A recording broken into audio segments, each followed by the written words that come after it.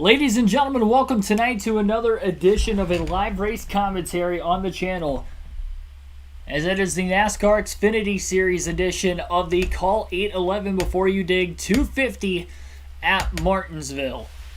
Dale Jr. is back, but unfortunately the rain is also back as they are currently under a rain delay. Part of the reason why we didn't get this stream started directly at 7:30 here tonight, waiting it out as the engines fired after the national anthem, and they are currently on a rain delay as we speak. Thank you for everybody tuning in here tonight, I should say. First Xfinity Series race live commentary live stream this season. Any driver interviews we get during this rain delay, you guys will get to listen into. They are currently interviewing Josh Berry, but as I was going live, they were in the middle of the interview. So we're going to wait until the next one, and you guys will get to hear all of that as well as the rest of the pre-race coverage. Wasn't planning on doing a pre-race for this race, but because the rain delay is going on, we have to talk about something. Dark Crypto, Patrick Chatterley, welcome to the stream. You guys will see the leaderboard when it comes up. I am having to look at the chat off of my laptop right now, and then you guys will see the live leaderboard once the race starts. But unfortunately, the race obviously has not started yet, so we can't really show that right now.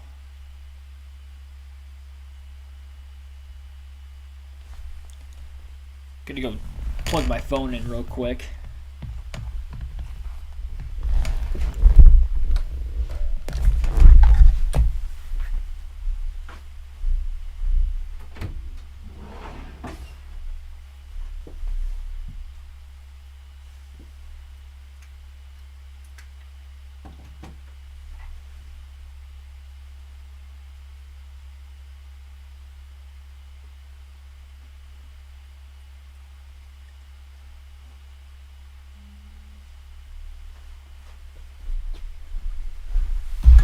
All right, I'm back.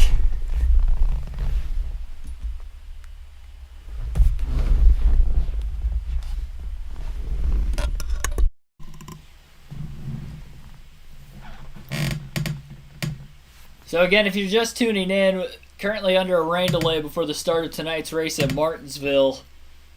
Under the lights, it's a very small patch of rain, at least according to the radar.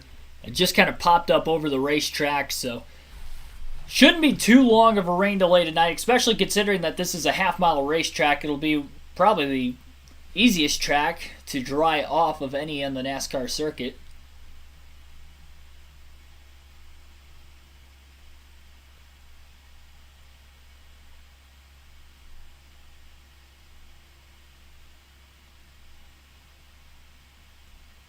Again, any driver interviews that are going to happen during this prolonged pre-race, you guys will get to listen to. Talking points of this one, it'll be interesting to see if maybe some... Well, I guess John Hunter Nemechek's not in this race this weekend in the 18 car, so never mind. I was going to say him and Ty Gibbs had a run-in last week.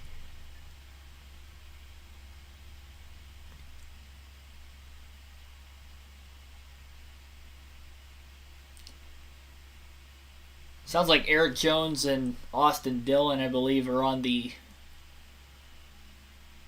Fox booth tonight for the Xfinity Series race. Comment in the chat down below, who are your predictions on winning tonight's Xfinity Series race at Martinsville? I think Daniel Hemrick's going to be one to beat. He was really good here in the fall last year. I think it's going to be between Hemrick and Gibbs, to be completely honest, in today's race. I think if it ends on a longer green flag run, I think Daniel Hemrick will win it. If it ends on a short green flag run, I think Ty Gibbs is going to win it because Gibbs is far more aggressive than Hemrick.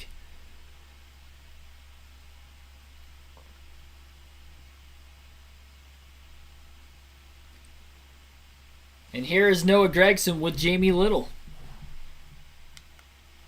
He's had some good luck, some great runs and skill here at Martinsville, whether it was a truck, Xfinity. What's it like when you see your boys and you climbing on the fence there? It's awesome. It's really cool to relive those memories back. And yeah, we've had good runs here in the past. I think every time I've been here, we've been in the top 10. So it's just a track that suits my driving style. It's tight, short track racing that we grew up doing. It's a bummer that the rain came. We fired up the motor and the car felt awesome. I was going to tell the guys don't make any adjustments, but we're excited to get an opportunity to race here tonight. I always love coming up here to Martinsville. The Johnny Morris Bass Pro Shop Chevrolet it's been really good in practice and qualifying. I locked up the brakes and slid the left front tire and flat spotted it, so we have to go to the rear. But it's a little bit of adversity, but nothing that we're not used to. So we're going to keep our heads up and try and make our way to the front. Be patient, but be aggressive and lay it all out there. Yeah, do you have to change up your mindset going from, well, you were going to roll off third to now you're going to be in the back of the field racing against all these guys, including your boss, by the way, and your teammates? Yeah, I mean, we're starting back there. I think Dale's starting 30th, so hopefully we can get up to him, and I might lay the bumper to him a little bit. But all the JRM cars, they've been fast this year, and it's hats off to everybody back at Junior Motorsports. They're building really fast race cars. The guys at the Hendrick shop, a lot of steam and power under the hood. So short track racing, there's definitely going to be beating and banging, but we'll hopefully put on a show coming up through the field. Well, speaking of Dale Earnhardt Jr., we're excited to have him back in the field, and right now he's standing by with Vince Welch. And here's Dale Jr. with Vince Welch. It's so cool to be with Dale. It's his lone Xfinity Series start this season. We just heard from Josh Berry. We heard from Noah Gragson. What's the pride that you have in seeing their success and knowing that you provided them an opportunity to do that? Well, I just enjoy, it's fun with the drivers, right? But they got a goal in mind. They're trying to get to the Cup Series, and you're trying to help them achieve that goal. And they take a lot of different routes to get there. But to be quite honest with you, the real reward is providing a livelihood for a lot of different employees that work at Junior Motorsports, whether they're in the office or down on the shop floor.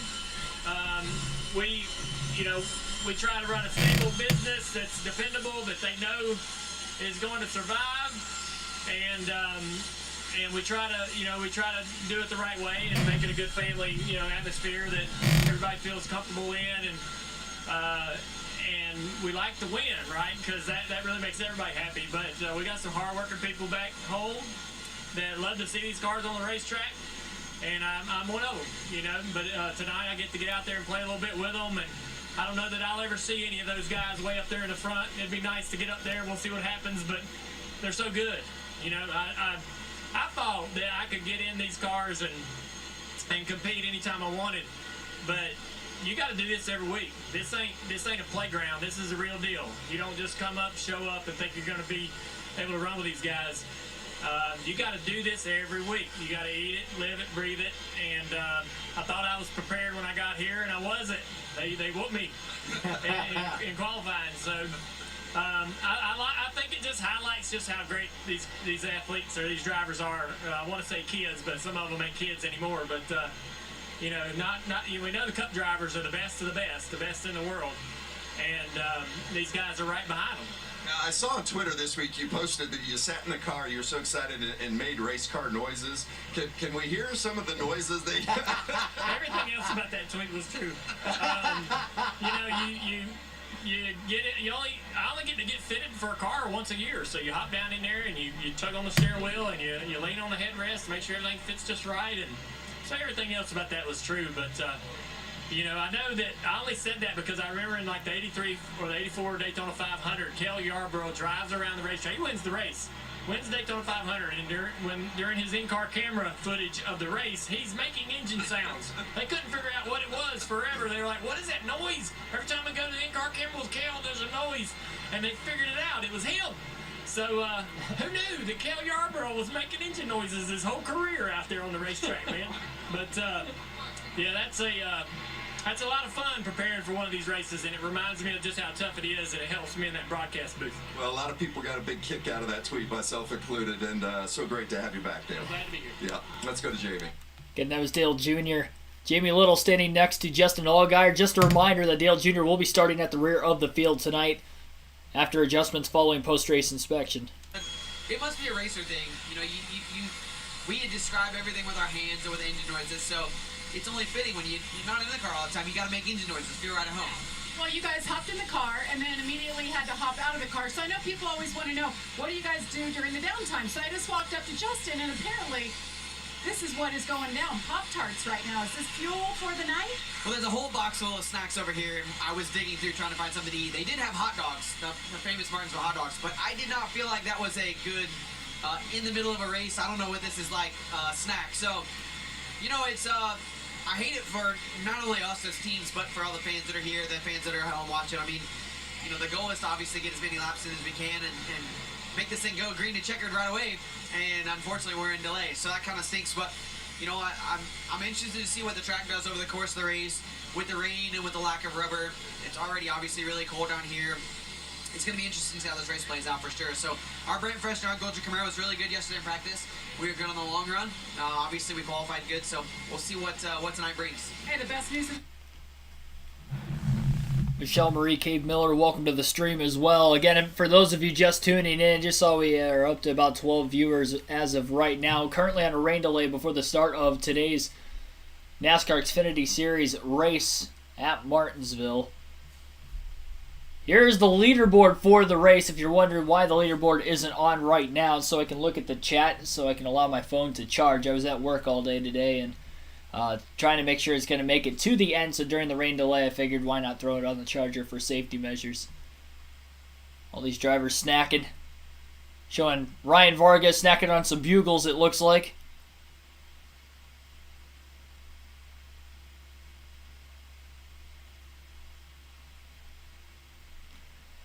Just heard some interviews while we were waiting from Dale Earnhardt Jr., Noah Gragson, and Justin Allgaier. There's one for Josh Berry as well beforehand, but we couldn't get that one on the air in time, at least for the full length of the interview. But thank you for everybody tuning in. Like and subscribe for more daily NASCAR content, live realistic commentary for real races as you're seeing here tonight for the Xfinity Series at Martinsville, as well as the Cup Series races on race weekends that I don't go to in person. We'll be doing the Cup Series race tomorrow. Doubleheader weekend, the first weekend this year in which we are doing multiple races in the top 3 series in NASCAR as far as the live commentary side of things go. We got 250 laps tonight and then 400 tomorrow for the Cup Series. Our pre-race coverage will start at 7 p.m. Eastern Standard Time tomorrow for the NASCAR Cup Series race, with the live commentary live stream starting at 7:30. Today's live stream is going to start at 7:30. Waited out a few minutes due to the rain delay coming in for the Xfinity Series. Again, it was a pop-up shower. I don't believe it is actually raining currently anymore. It didn't look like the drivers were underneath umbrellas at all when they were going through their interviews. Even the hood was down on Jamie Little and Vince Welsh as well. So that tells me that it is done raining at Martinsville. It's just a matter of drying the track. And it's only a half-mile racetrack, so it shouldn't take overly long for them to dry the track off, and we can get the racing here tonight eventually. Sad part for me is I have to work again tomorrow, so the longer this goes, the longer of a chance that the longer I'm going to end up having to stay up tonight. I was hoping for a nice quick race. Get done by 10 o'clock, sleep for about 6 hours, get up, go to work, but now it's looking like it's going to be a little bit longer tonight. But we'll stay through all the way through the coverage. No post-race for the Xfinity Series race tonight. Get through the race winners interview at the end and go through the finishing results, but no post-race analysis for about a half hour or so after the race like we usually do with the Cup Series live streams. And I'll be at Dirt Bristol next weekend, so no live commentary at all next weekend for the Dirt Bristol races. I will be at both the Truck and the Cup Series race. Easter weekend. Race highlight videos from the grandstands will be out next week for both of those races, as well as the heat races. I definitely plan on doing race highlight videos from them as well.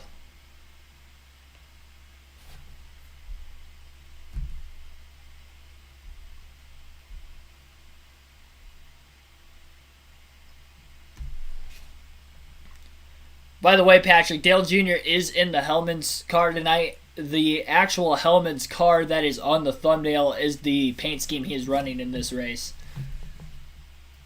That was a picture taken, I believe, last week when it was announced what his paint scheme was going to look like for this weekend's race. The NASCAR Official 2022. Welcome to the stream, Dale down in the chat.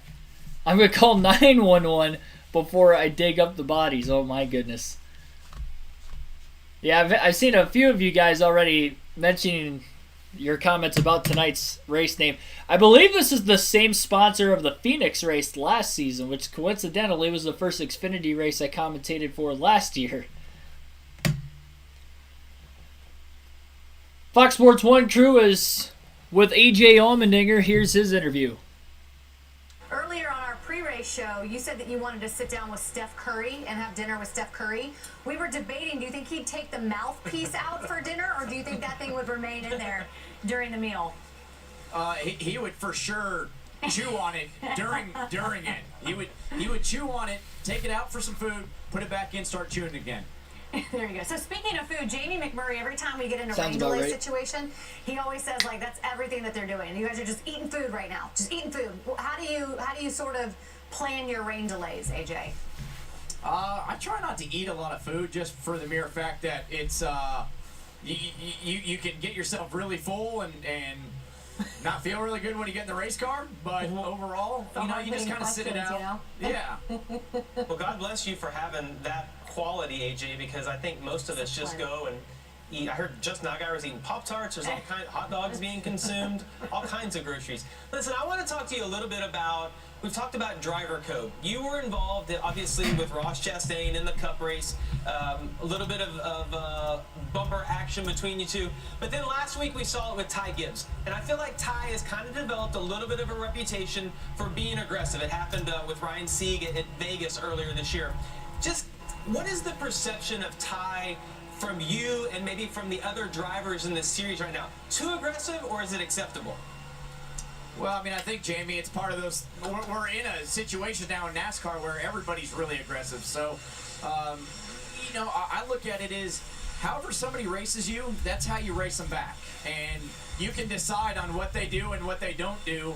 And basically, that's how you race them. So whether it's too aggressive or not, that's for each person to decide. And at the end of the day, if they do it to you, you got to do it back to them. And here we are at Martinsville, of all places. So, AJ, let's talk about Martinsville, because you have 7 top 10 finishes there in the Cup Series, including 2 second-place finishes. You finished top 10 in one of the Xfinity Series races there last year. What did you think the first time you turned a lap at that little half-mile track? And obviously you've embraced it pretty quickly. Well, I mean, Larry, the first time I went to any NASCAR track, I thought, what in the heck am I doing here? It was Martinsville, Bristol, Darlington. I walked into Darlington. I was like, are we joking? Like, what is this racetrack? So I've had to learn at all these racetracks because I wasn't a guy that ran a lot of ovals back in my open wheel career. But, I looked at Martinsville that once I got used to it, it was closest thing to a road course as possible. So that's something that I've always enjoyed, the rhythm of it, the braking. So you just got to really kind of get into that situation, and then how you not overcook the brakes, overuse the rear tires. So it's a lot like a road course, and I've really come to enjoy it. Yeah, that's my question, right? Because how many times we've heard about road course drivers, how they seem to adapt on this racetrack. Were you surprised at how easily some of those things transferred, and maybe some of the specifics that you're really good at that make you good here? I mean, it was one of those things that right away I struggled with the racetrack, trying to figure it out. But once I got into the rhythm of, okay, what is, especially a Cup race, what is using up the brakes too much, and what is okay? What is okay early on in a run and too much late in a run? So once I got used to that stuff, it was something that I really kind of took to it, and I could kind of have my own style with it, and that's something that I've kept working on. And once you get in these Xfinity cars, it's a little bit different. So I feel like I'm continually working on it to try to be better. AJ, there's always been a difference between the Xfinity cars and the Cup cars, but never a bigger difference than what we have this year. And you've actually run both on the same weekend for the 3rd weekend in a row now. Is it harder to go back and forth because of the differences now, or is it really not that much different? Honestly, Jamie, it's with the way NASCAR does the scheduling now, where you're kind of in one car and you finish that, and then you go out in the other car and you do your practice and qualifying, and then you're done with that, and then you get back in like the Xfinity car tonight. It's not that hard. I think it'd be a lot more difficult, like in the past, where you jump out from practice and then you go right to qualifying, and then you go right back to the Cup car for the next practice, and so on and so forth. So it's not as hard as I feel like it could be. They are a lot different of a race car, but so far the characteristics of how you drive the racetrack to a certain degree is still the same. All right, we're hearing that track's getting dry out there, so we'll let you go, AJ. If it does continue to rain, we'll look for updates from Mr. Tickle as your cat, because I'm sure he's out there somewhere in the motorhome, so we'll get Tara on That's that. staying warm. That's true. Tickles and Xena the Bulldog, they're in the motorhome, so if it keeps raining, I'm going back to them. Sounds like Thanks, a guys. reality show in the making. AJ, thanks. Have fun out there today. Thank you, guys. Thank you. Again, that was AJ Allmendinger speaking with the guys in the studios out in Charlotte, Shannon Spake, Larry McReynolds, and Jamie McMurray. Once again, currently under a rain delay. I believe the rain has stopped, and they are in the track drying process at the half-mile short track, Martinsville, Virginia. Shouldn't be too much longer, and that track will be dry enough for them to race. Yes, they were talking about his cat and dog. Those are the kind of rain delay interviews I guess you get from NASCAR. Take the deep dive on their family usually. Their outside racing life.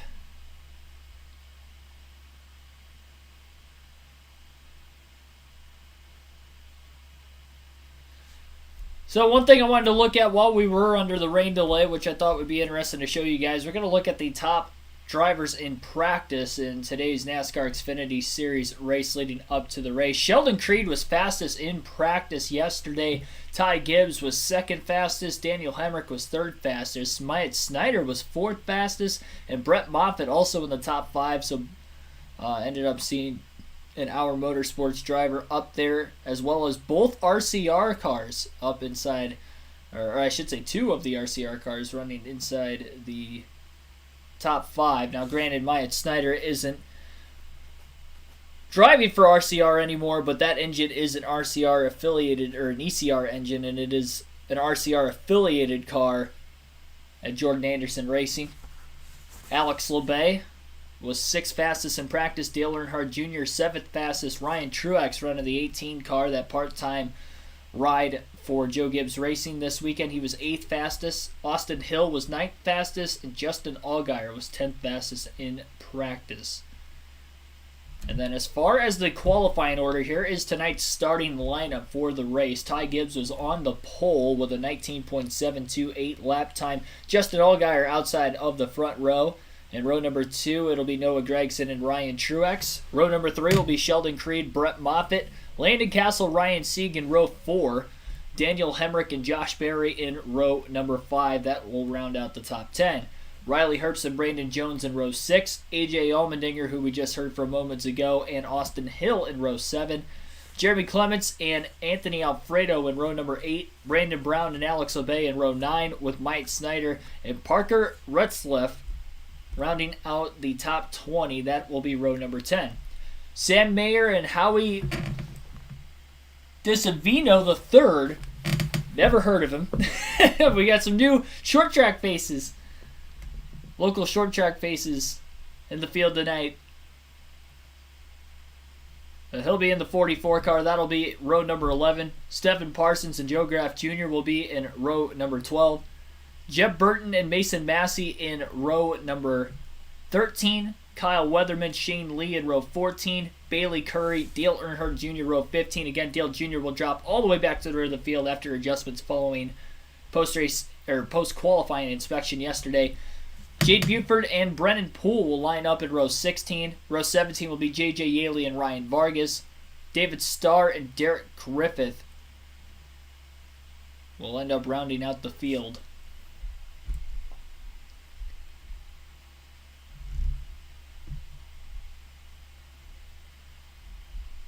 We'll go back to the raw feed now. We've gone through the starting lineup.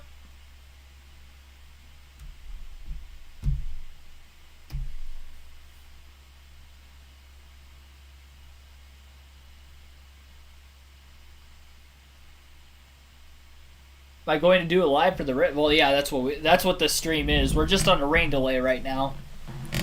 This isn't an intended pre-race, but due to the rain delay, we are here still. But welcome to the stream, Trishan.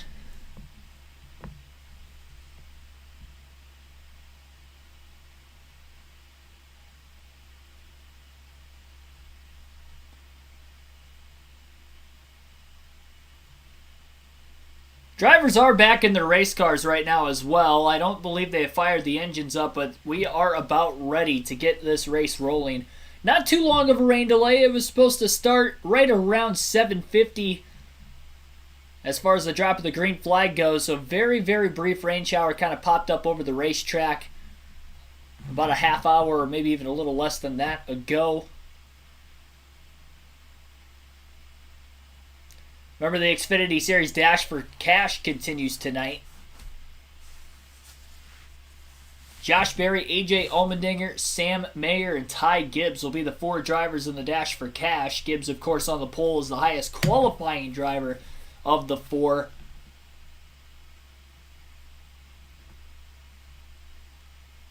Sorry, Riley Herbst, not Josh Berry. Riley Herbst, excuse me, the second of which will start 11th. AJ Allmendinger 13th, and then Sam Mayer back at 21st will be the 4 drivers going for the Dash for Cash tonight. So that'll be a race to watch within the race. Cars are rolling out onto the racetrack right now for the pace laps. First time doing commentary for an Xfinity race. It is the first time doing an Xfinity race commentary this season. We did a handful of them for the truck in the Xfinity Series last year.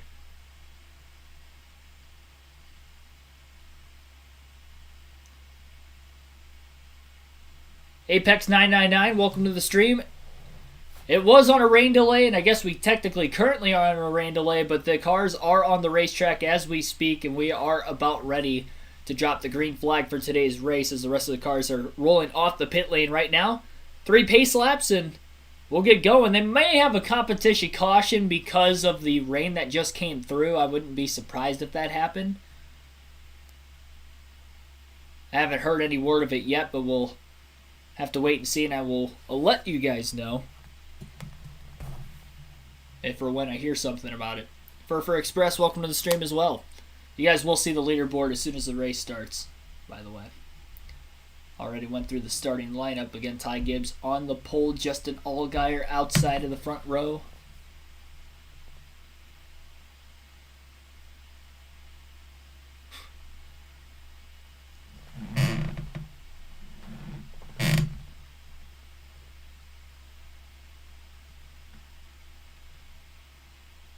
One-off start for Dale Jr. again this season for the Xfinity Series.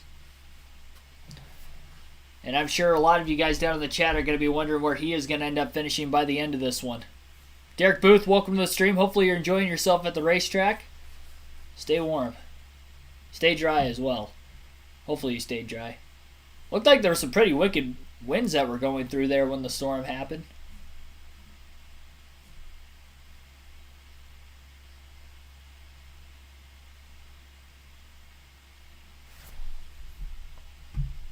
$250 laps at Martinsville is not a long time. The Xfinity races, as well as the Truck Series, typically much shorter in length than the Cup Series.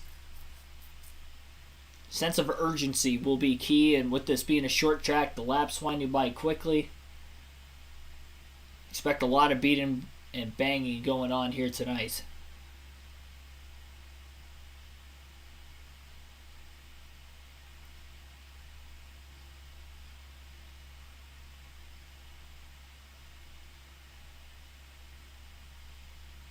Believe they'll be getting the 1 to go signal this time by. Next time by.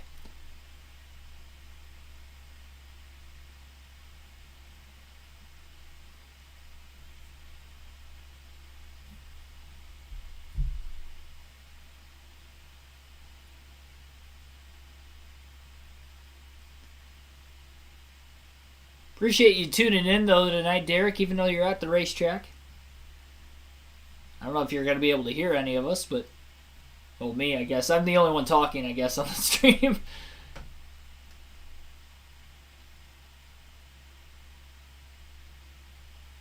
Postpone your New York Yankees game, too.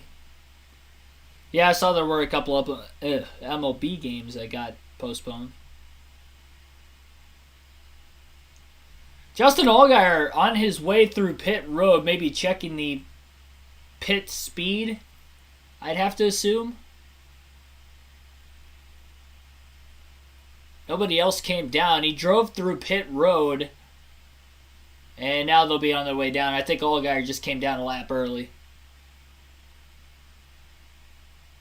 So no big deal there. Jared Khalif, welcome to the stream. My Detroit Tigers actually won today. Walk-off. 5-4 against the White Sox. I live about an hour and 15 minutes south of Detroit, so most of my teams are based in Detroit when it comes to other professional sports. I usually try to get to a couple games a year. I only went to one last year, but I wasn't at Comerica. I was actually in Cleveland to see the game, so definitely want to go to Comerica Park a couple times this year, being I didn't go last year.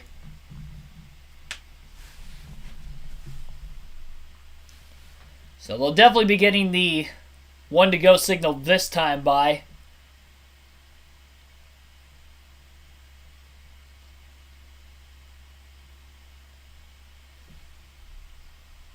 Hopefully everybody's getting comfortable, about to go racing. Guess who's flying to Italy? You? Stage lengths are 60, 60, and 130 tonight. Pit road speed 30 miles an hour, and the fuel window will be 150 laps. Each Xfinity Series team tonight has 4 sets of tires. That'll be interesting to watch.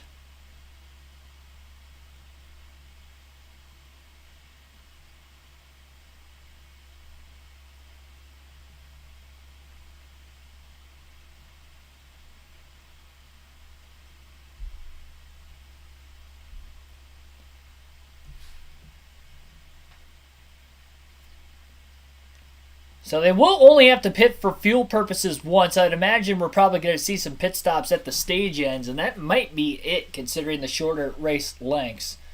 1 to go this time by.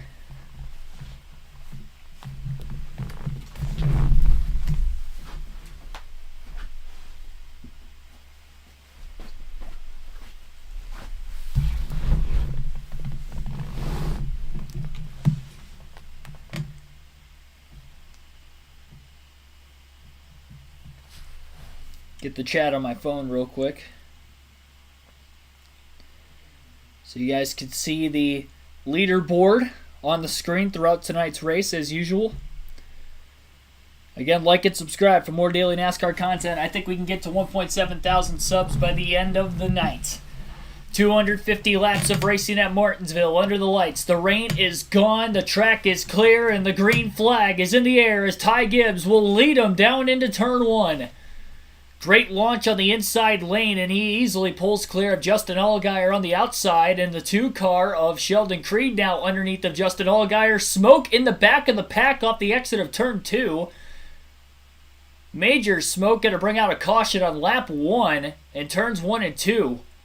And it looks like the 47 of Brendan Poole may have blown an engine as soon as they went to green flag conditions. A lot of puffy smoke coming from the right front specifically. Crazy that happened as they were getting up to speed. Now I almost wonder if maybe some water had gotten into the engine of the car during the rain delay that maybe caused an issue there. Just speculating, of course. Fox cutting to a commercial break during the caution. Ashton G, welcome to the stream. Does Ignition have Home Depot sponsors? Not that I know of.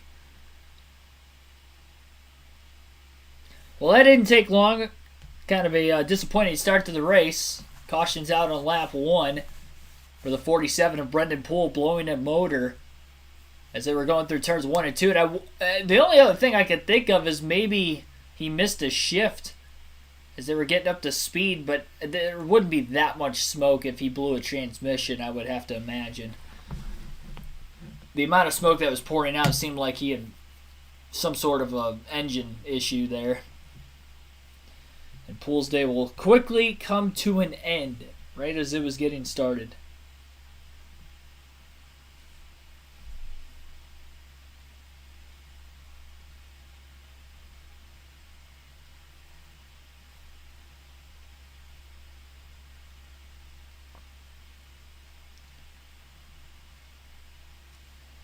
Don't forget, again, tomorrow night at 7 p.m. Eastern Standard Time will be our pre-race live stream for the NASCAR Cup Series race at Martinsville. Tomorrow night we'll be doing live commentary for that one as well. No pre-race scheduled for this one. We did technically have a pre-race considering there was about a half-hour rain delay before the start of this one.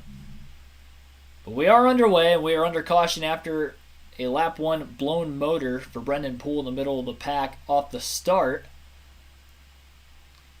So Ty Gibbs will officially go on to lead the first couple laps of tonight's race under the caution flag as he got that good launch. Sheldon Creed was able to get up to second place through the last timing and scoring loop as the caution had come out.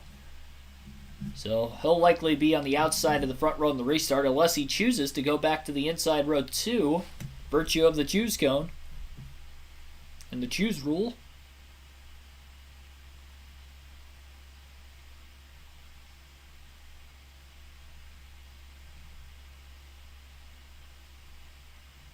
Predictions down in the chat below. Who do you think is going to win tonight's NASCAR Xfinity Series race? I asked in the pre-race, but we have more people watching right now. I saw a couple of you guys root for Dale Earnhardt Jr. tonight.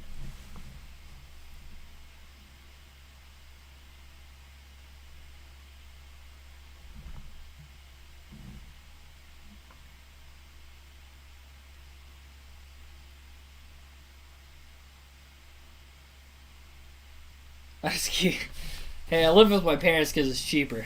All right, I'm only 22 years old, so I think I can.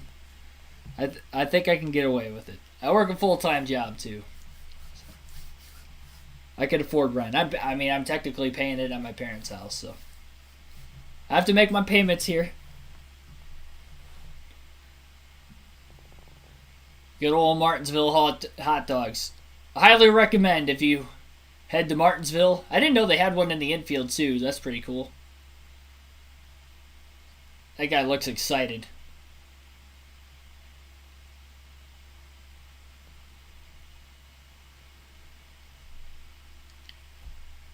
Michelle's pick is Dale Earnhardt Jr.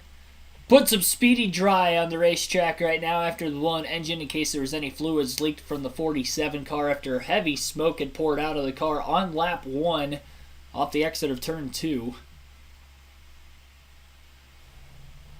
And the Fox booth is now going to interview Sheldon Creed. Here he is. Turn 2, but we're under caution here. What do you feel like your car's got tonight? Well, going off of practice stuff yesterday, I feel pretty solid.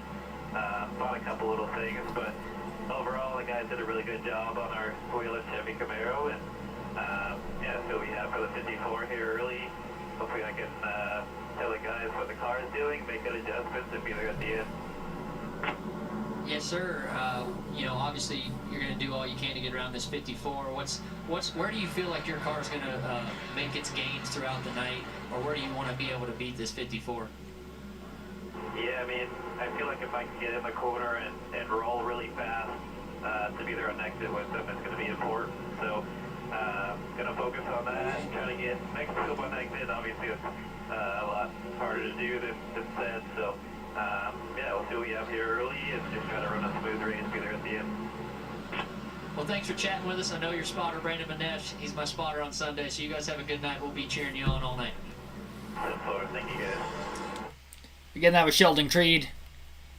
Fox Booth dialed him up as we are still under caution at lap 8 as they go back to another commercial break. Don't want to give you the running order rundown right now because we haven't even had a full green flag lap of racing in yet today. So kind of a disappointing start to this one with the roughly half-hour rain delay. And then After the late start, we get a caution on lap 1 because of a blown motor from the 47 of Brendan Poole. So you haven't missed anything if you are just tuning in, wondering what's going on in tonight's NASCAR Xfinity Series race. That is all that has happened. Ty Gibbs has led the first 8 laps under caution so far. Sheldon Creed in second place.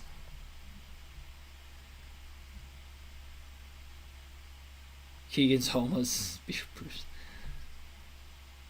All my exes live in prison. Welcome to the stream. That's maybe it's a good reason they're exes.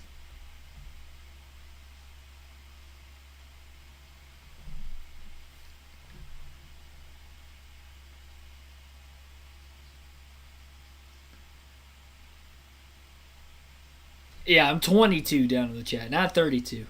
Saying I look like I'm 34. Listen. If I shave the beard, I look way younger. At least when I was 8. Okay, so the last time I had a clean shaven face, I was 18 years old. And I looked like I was probably 15, 16. Like I looked really, really young with a baby face. I would have to imagine that if I shaved now, I would look noticeably younger. I think 34 is a little egregious. I'd probably say I look like I'm in my late 20s. I could see 30 maybe. 34 is a little older. Because I don't have any gray or anything, so. I mean, granted, you don't have to have gray when you're 34, I guess, but. I feel like if you guys were like actually face to face with me, you wouldn't think I'm that old. Shave the beard, you look like you're 8. I don't know about that young, but I wouldn't be surprised if I looked like I was 18 again, though.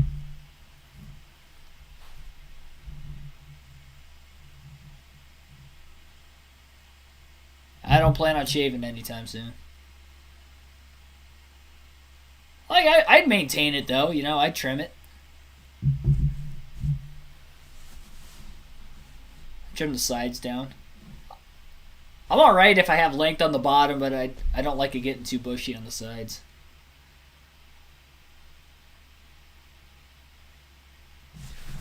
The Q to 70, welcome to the stream.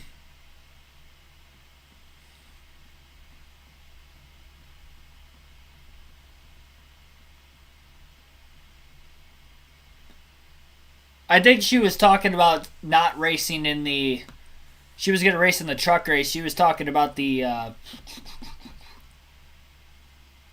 I can't think of the Freedom 500, I believe. On Easter weekend. Which would have been tough anyway, considering the fact that the Truck Series races at Dirt Bristol. Parker Rutzlaff. Wondered who he was, never heard of him. This is his first career start in the NASCAR Xfinity Series tonight.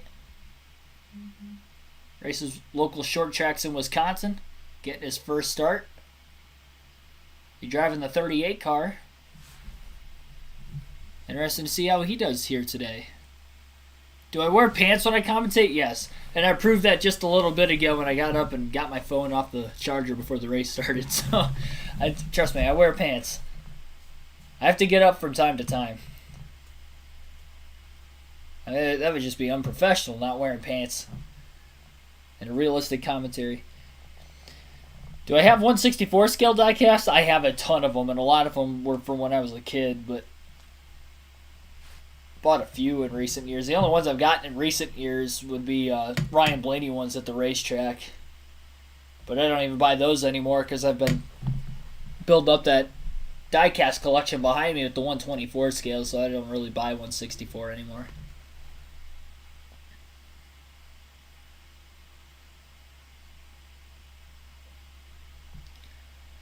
Well, here we go. Green flag is going to be back in the air, this time by Ty Gibbs on the inside, Justin Allgaier on the outside. Creed had chosen the bottom lane in row 2, just like he had for the initial start of the race.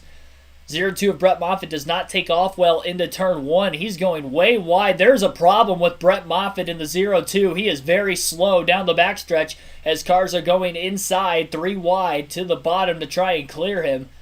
Moffitt's going to have to try and get down onto pit road this time by.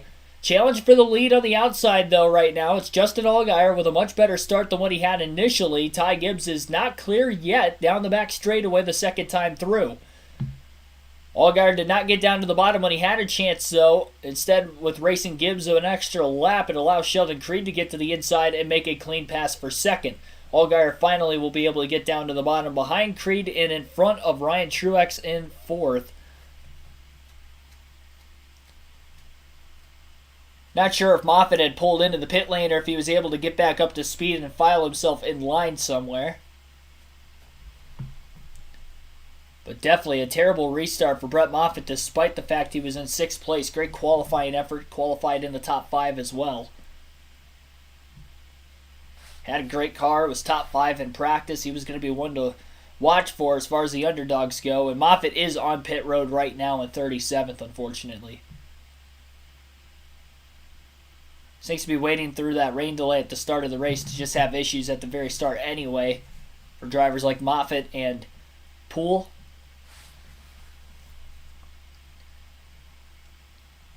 Couple of the Dash for Cash drivers who started outside the top 10 already on the move. Riley Herbst up 3 spots. AJ Allmendinger up 4 spots. In just the first couple green flag laps that we have actually been able to run tonight. We'll have 41 laps to go already in Stage 1. Again, the stage lengths are 60, 60, and 130.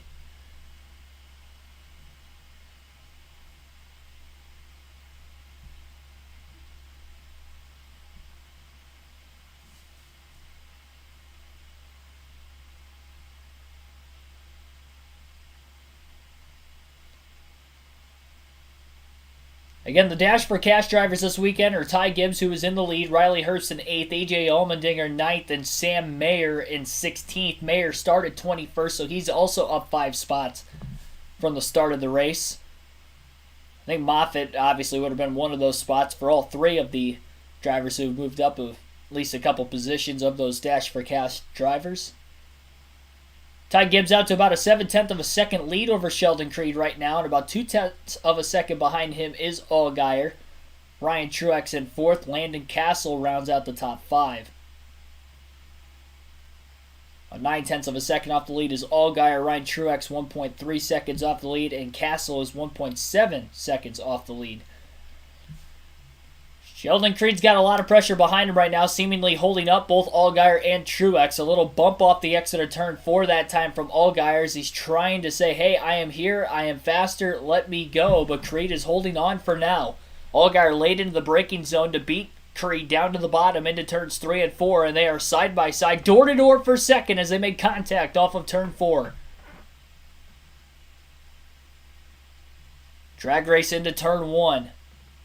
Advantage on the bottom.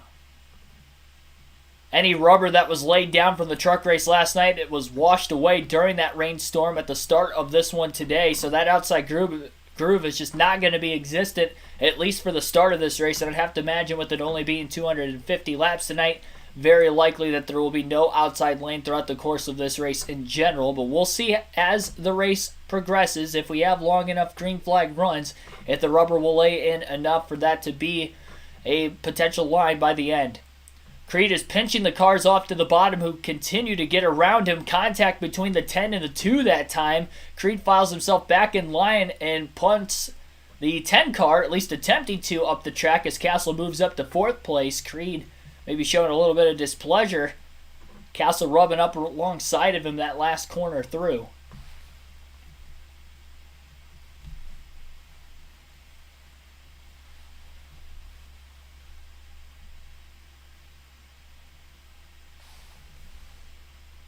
Allmendinger has passed Herbst now for being second of the 4 drivers in the Dash for Cash.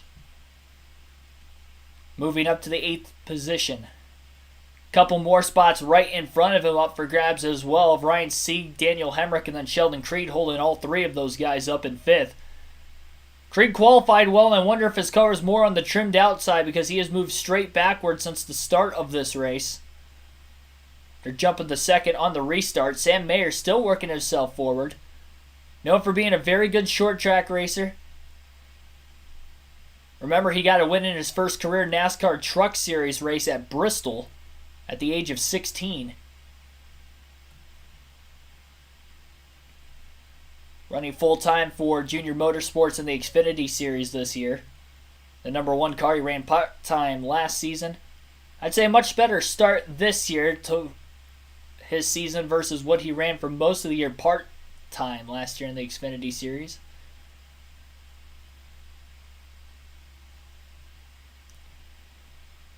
Be interested to see what Ryan Truex can do today in that Joe Gibbs Racing number 18 car.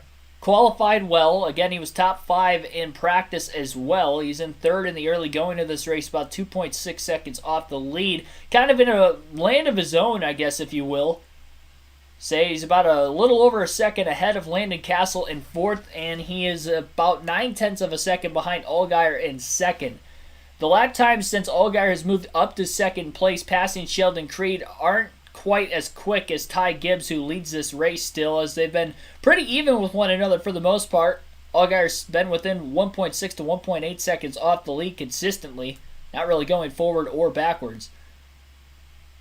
A lot of brake glowing going on from the 11 of Daniel Hemrick for this only being 33 laps into the race, and considering the fact that we had a lot of caution laps at the start, not many green flag laps have been ran, so maybe a little bit of a concern of how much brake bias has been used by the 11 in the early going of this one.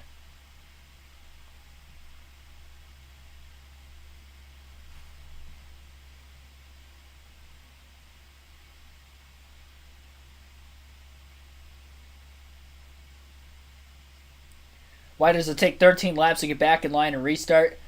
Well, the laps go by quick at Martinsville first and foremost, so the caution laps are usually going to be more than a mile and a half or bigger. Any of the intermediates are bigger. So more laps are going to go by that way, but just because it's quicker. And then number 2, there was a lot of speedy dry they had to put down, pretty much a whole length around the racetrack on the outside.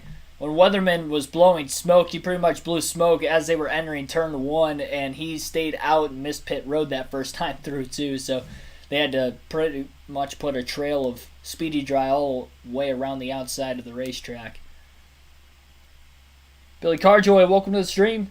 Sorry for being 52 minutes late. You are good.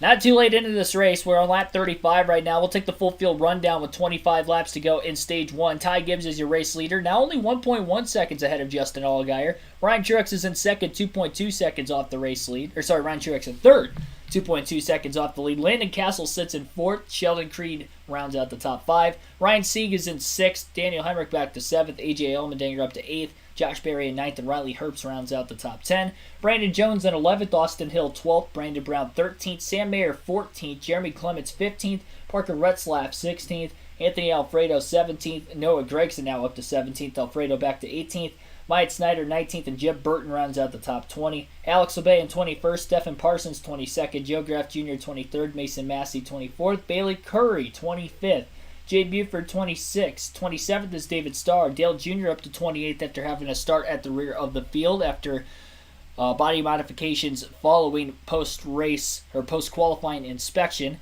Shane Lee 29th and Derek Griffith rounds out the top 30. JJ Yaley 31st. Ryan Vargas 32nd. Kyle Weatherman 33rd. First car 1 lap down. Matt Mills in 34th. Natalie Decker 2 laps down in 35th. Howie DiSavino the 3rd, 36th. Brett Moffitt pulled onto pit road after the restart. He is still out, and I believe he pulled behind the garage. He is 26 laps down to 37th. And then Brendan Poole had that blown engine on lap 1, bringing out the caution early in the race. So he is now in last 39th, and he will finish last today. As Fox comes back from the commercial break, caution is out as the 44 of Howie DiSavino III has stalled off the exit of turn 4 and is parked on the outside of the racetrack. No damage around the race car, it looks like, as he was able to get out of the way unscathed.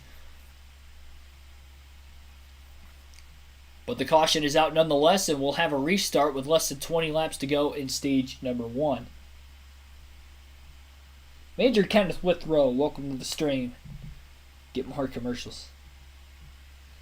Yeah, we've had pretty good deal of them already in this race. Granted, only one during green flag action, so I don't mind if they air commercials during the caution period, outside of pit stops, obviously, but they usually show the pit stops.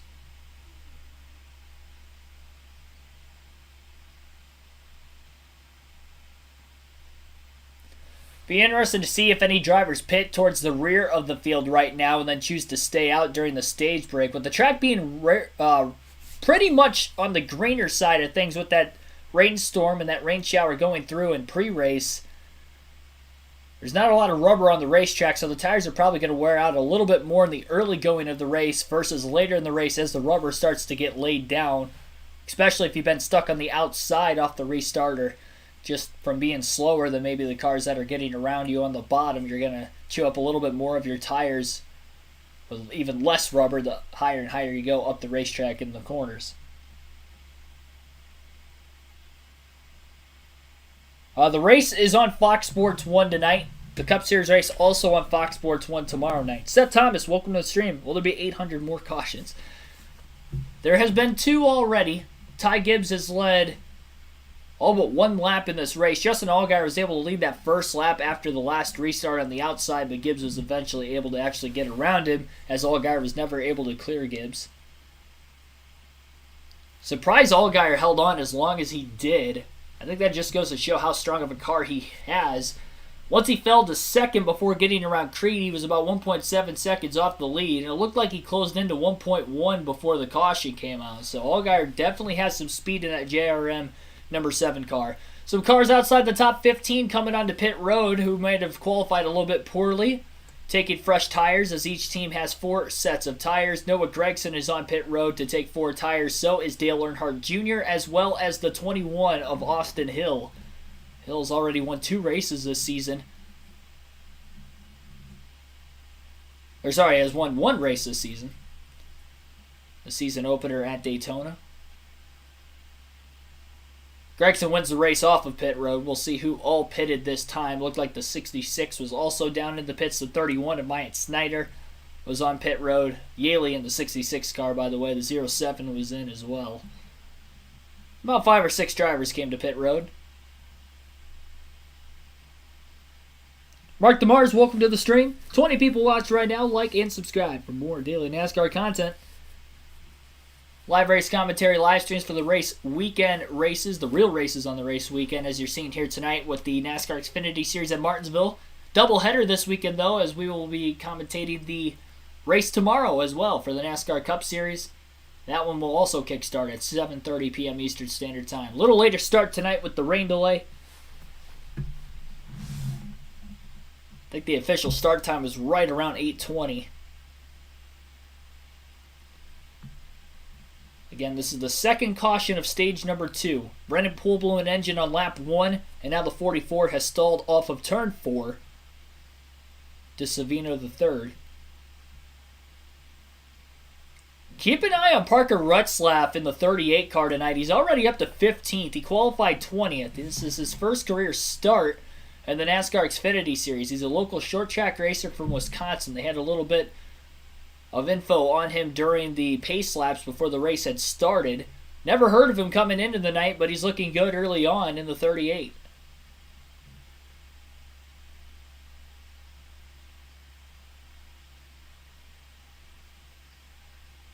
Do I do any play-by-play at the 5/8 mile or half-mile local tracks? There's only one track within like 50 minutes of me as far as asphalt goes, and that would be Toledo Speedway. And that's a big enough track that ARCA races there usually, and I can't get in there right now with no like prior experience. There's local dirt tracks around me, and that's a no for right now. Green flag is back in the air. Ty Gibbs on the inside, Justin Allgaier on the outside. Allgaier wastes no time to try and squeeze down into that bottom lane. He didn't want to be stuck on the outside and lose time to Gibbs on this restart, knowing we're later in stage 1. And there's a pretty big gap for him to squeeze in between both Ryan Truex and Ty Gibbs, so it worked out perfectly. 2x2 and side-by-side from 4th on back. Sheldon Creed on the bottom trying to hang on underneath the 10 of Castle. Those two have ran into each other a couple times already in this one, so not giving each other an inch here. Behind them, they're also side-by-side. Daniel Hemrick, who almost won the fall race last season, led a lot of laps in that race. In fact, he led the most.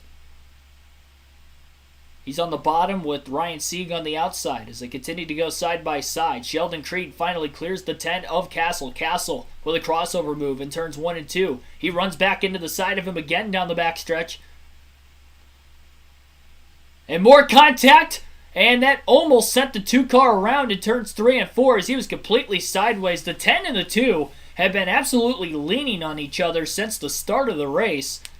Little donut mark on the right side of Landon Castle's number 10 car for Colleague Racing. Daniel Hemrick also gets by for Colleague Racing, and here comes AJ Allmendinger as well underneath the 2. So all the Colleague cars are getting underneath the 2 car of Sheldon Creed as he continues to go backwards. Wiggles a bit off the exit of turn 4, nearly stacking up the 39 and the 19 behind him. Allows an opening for the 19 car to get underneath Sieg. Sieg is desperately trying to get to the bottom as Creed holds him up on the outside, and a train of cars continues to go through. Jones will get by. Sam Mayer's underneath the 2. He clears him. Sam Mayer is now underneath the 2 car as well, and the 39 finally gets down to the bottom. And Sheldon Creed, after starting second, is already back to 9th place. Make that 10th. It continues to go backwards, and he may be in danger of not scoring any stage points in stage number 1 as we have 9 to go this time by.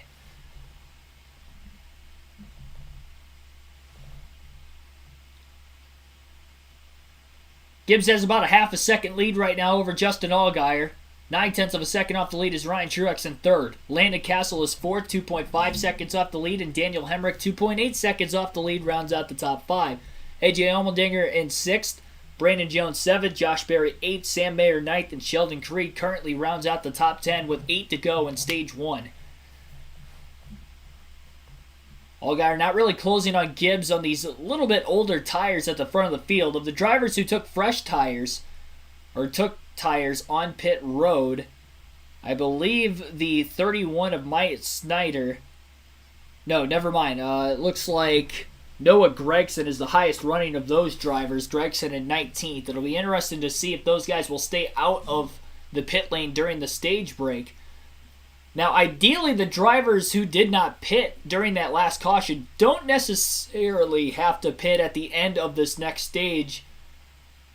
And the reason why is because they can actually go about 150 laps on fuel. Stages 1 and 2 combined are only going to make up 120 laps. So if they choose to stay out, they can. It's going to be asking a lot of laps on their tires, though. So it'll be interesting to see what that decision will end up being. Gregson making a pass now on Jeb Burton in the 27 car, and he's up to 16th place. Gibbs is pulling away from Allgaier at the front of the field. Now a 1 second difference between first and second. It was 0.6 of a second 3 laps ago. So a little over 1/10 of a second faster lap for Ty Gibbs since the restart. Gibbs also in the dash for cash. It's going to be tough to beat tonight, looking for back-to-back wins in the Xfinity Series, both on short tracks as he won at Richmond last week, with a bump-and-run move on his teammate at the time, John Hunter Nemechek, late in the race. And Gregson is definitely moving forward through the field pretty quickly on what is only about 20 to 25 lap fresher tires. But again, with the green racetrack, it is making a maybe bigger difference early in the race versus later. Plus, it might make a difference earlier in the race than later because drivers aren't defending their positions quite as hard outside the top 10 where they're not fighting for stage points. Gregson cleanly up to 14th, passing Jeremy Clements in the 51. 2 to go for Ty Gibbs. Make that a lap and a half now as he still continues a 1 second race lead over Justin Allgaier. Looking for another stage win this season is Gibbs. Another 1/10 of a second quicker than Allgaier that last lap as he's still putting together some good laps. He is not coasting it to the green-white checkered flag at all. Already to lap 60 despite all the caution laps that we have already ran in this one.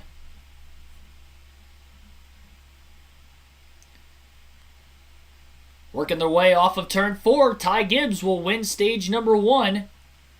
Justin Allgaier will end up finishing second in stage 1. Ryan Truex will be third. Landon Castle 4th. Daniel Hemrick rounds out the top 5 in the opening stage. 6th place was AJ Allmendinger. Brandon Jones 7th. Josh Berry 8th. Sam Mayer 9th after starting 21st. And Sheldon Creed, who qualified 2nd, back to 10th. Biggest mover right now has to be Sam Mayer in that number 1 car going from 21st to 9th at the start of the race. And Sheldon Creed, the big loser at the front of the field, dropping back 10 spots. That is not including Brett Moffitt, who unfortunately after qualifying 5th today, that restart following the lap 1 caution for the 47 car blowing an engine to start the race, had a problem of his own. Still unaware of what that was, but he pulled into the garage immediately after the restart was very slow getting up to speed, and he is out of the race in 37th. Definitely going to hurt him in the point standings, as he'll be one of those drivers fighting for a bubble spot all regular season long to get into the 12-man playoff.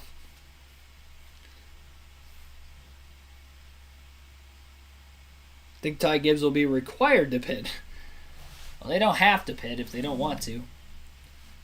But seeing how much ground that Noah Gragson, even Dale Earnhardt Jr. up to 22nd, Myatt Snyder 21st, if those drivers were able to make passes on the drivers on older tires that quickly with only about 15 to go in the stage when they went green, I'd have to imagine that they're going to end up all hitting pit road. I think the drivers who just pit are going to hit pit road, and I think the drivers who didn't pit are definitely going to hit pit road as well. I would imagine everybody will come down, because that was only about 20 to 25 lap fresher tires. They're making a lot of ground up.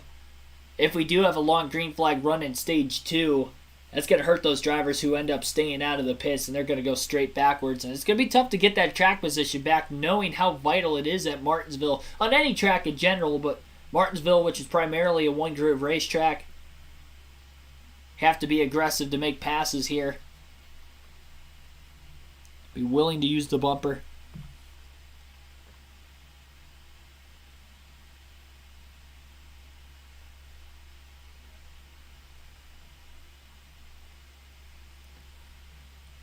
We'll see when they come back from the commercial break if anybody's going to be bold and try to stay out of the pits. I just don't think it's going to be worth it.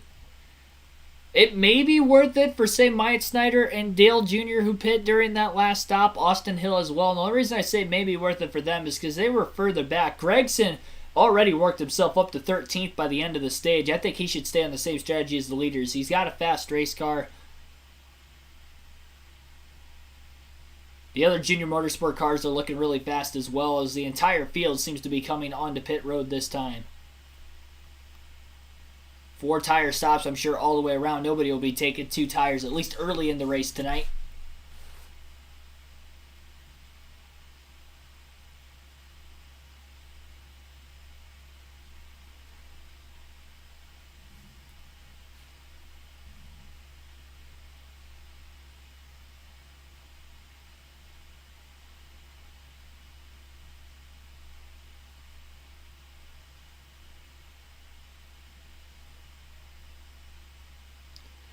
Winner off of pit road is going to be Ty Gibbs in the 54 by inches over the 7 of Justin Allgaier, so he'll be the control car on the restart, assuming nobody stayed out of the pits.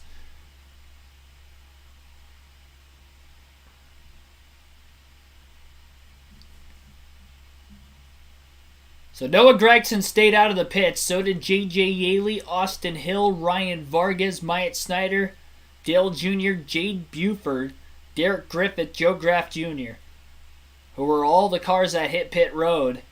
So they do end up staying out. And we'll see how quickly those drivers on 15-lap fresher tires will try to get through them. I think the only car that's going to be capable of holding on to their track position is going to be Gragson, because he was noticeably quicker than the rest of the cars who had hit pit road during the last caution for incident. So again, Noah Gragson will be the leader on the restart, despite the fact that Gibbs won the race off the pit road, but Gibbs will be in 10th in the first car on fresh tires.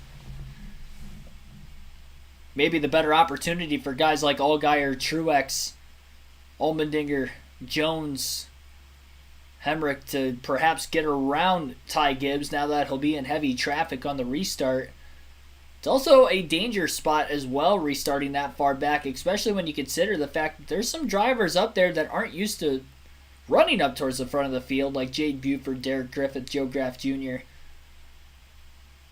That they are likely not going to be quick, and on top of the fact that they're on older tires, if they spin the tires in any way, shape, or form, there could be a stack up, and you got to hope to survive with no heavy damage. Hurt your chances of obviously winning this race.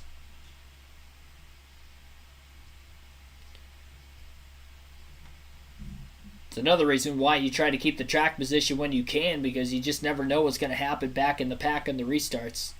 The most dangerous place to be.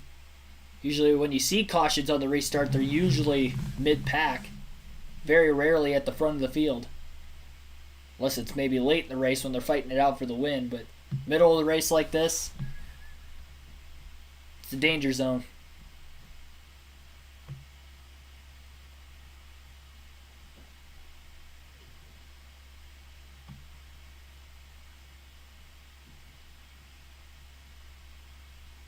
Don't underqualify yourself. You got the right stuff to do it. Fill the time nicely. Thank you. Michelle Miller, welcome to the stream. Ty Gibbs is a beast. Yes, he is. Dominated this race so far. He led all but one lap in stage number 1. He's led 64 total of the 68. Gregson's in the lead now, but that's because he stayed out of the pits during the restart on alternating strategy. Gibbs also won stage number 1. Don't forget, again, the Dash for Cash, Ty Gibbs, Riley Herbst, AJ Allmendinger, and Sam Mayer are the 4 drivers fighting it out. Sam Mayer won the Dash for Cash last weekend at Richmond, trying to double down today at Martinsville.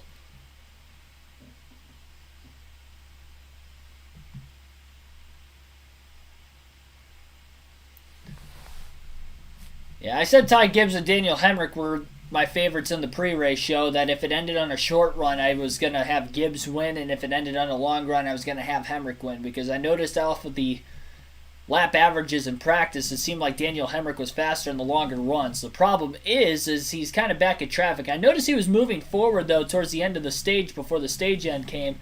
Now he's obviously back in traffic again because he pitted during the caution flag. Gregson will allow himself to restart on the inside, and the 31 will actually be Myatt Snyder on the outside. Austin Hill chose the inside lane behind Gregson. Green flag back in the air. Down into turn 1, Dale Jr. also on the inside. A lot of those slower cars chose the inside lane, so Ty Gibbs was able to restart outside of row number 2 because nobody wanted to restart on the outside on those older tires. So it'll be interesting because the bottom is the way to go. But how much will the fresh tires prevail as Ty Gibbs and Dale Jr. run side by side right now for 4th? Gibbs bottoming out into the middle of the corner on the lower air pressures, drives it in deep, but Dale Jr. still holds the bottom lane. Gibbs trying to get the launch off the exit of the corner, no hole to squeeze in between the 31 and the 88, and the 31 might be holding up the 88 enough. Contact as they're 3 wide off of the exit of turn 4 back in the pack. The 07 on older tires of Joe Graff Jr. sandwiched between the 2 and the 10, who are in a little bit of a maybe mid-race rivalry today, as they've been racing each other very, very hard since the get-go. And even with the 07, an innocent bystander in there, they're still rubbing up against one another, even with the car sandwiched between them. Ty Gibbs was able to get around Dale Jr. a lap ago as well, getting around and clearing the 31 of Snyder. Snyder being held up as Dale Jr. puts the bumper to him in turns 1 and 2. Snyder looks to be a little bit loose off the corner exit as that car is really wiggling and sliding around quite a bit. Allgaier now to the back bumper of the 88 of Dale Jr.'s owner. Car in the wall, turn 4. Jade Buford has gotten spun. Heavy damage to the left rear corner panel of that race car, and he likely had some help if I had to guess. He was, again, one of the drivers on older tires and was going backwards, much like the 07 of Ray Black Jr. It might have just gotten ran over from somebody on fresher tires. And actually, no, it was Ray Black Jr. who actually turned the 48 of Jade Buford in turns 3 and 4. I don't know if it was intentional. I don't know the backstory to that of what happened before, but it just looked like the 07 ran right through the 48 of Buford. And it's tough to tell if that was intentional or he just flat out missed the corner, but one way or another, he ran right through Buford, and Buford backs it into the outside wall. Our 3rd caution for incident tonight, 4th if you count the stage break. ENB44 Ham, welcome to the stream. Can you explain to me NASCAR? I just watched Formula 1, that's why I don't know rules. Well, I will explain them the best I can as they appear throughout the course of this race. So essentially on the restart, if I end up mentioning choose cone or choose rule, the drivers get to choose what lane they want to restart in virtue of the running order at the time of the restart. So if they have pit stops during the caution flag, whoever cycles off of pit road, say, first, second, whatever. Or in this case where I doubt anybody's going to pit at the front of the field considering they only ran a couple laps before the caution. But regardless of the fact they get to pick whether they want to restart inside, outside, say first place wants to restart inside, they'll go to the inside. Second place wants to restart inside, they can go inside, and then third maybe wants to take the outside, which seems to be the case a lot tonight. I've noticed the first two cars in line have been taking the bottom on the restarts because the outside is so not preferred at this racetrack, especially as green as it is with the rain showers that went through a half hour before the start of the race. All cautions are full course on ovals. And even road courses, for that matter, are usually full course yellows if they have any cautions. Usually, if it's something quick, they just don't even throw the caution at all on road courses unless it warrants a yellow, like if a car stalls out on the racetrack or there's debris in the middle of the racetrack, so that way the safety truck and the safety crew can go out and grab that debris.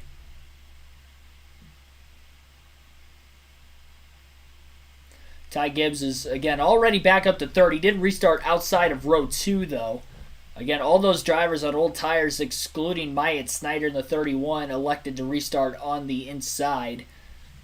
So allow Gibbs to maybe get through those slower cars a little bit quicker, because the next car on fresher tires behind Gibbs, who is in third, would be Justin Allgaier in sixth. So it was a great call by Gibbs and that 54 team to do what they did. The opportunity was pretty much handed to him, though, with how many cars took the bottom. But that was the quickest way to get around those guys.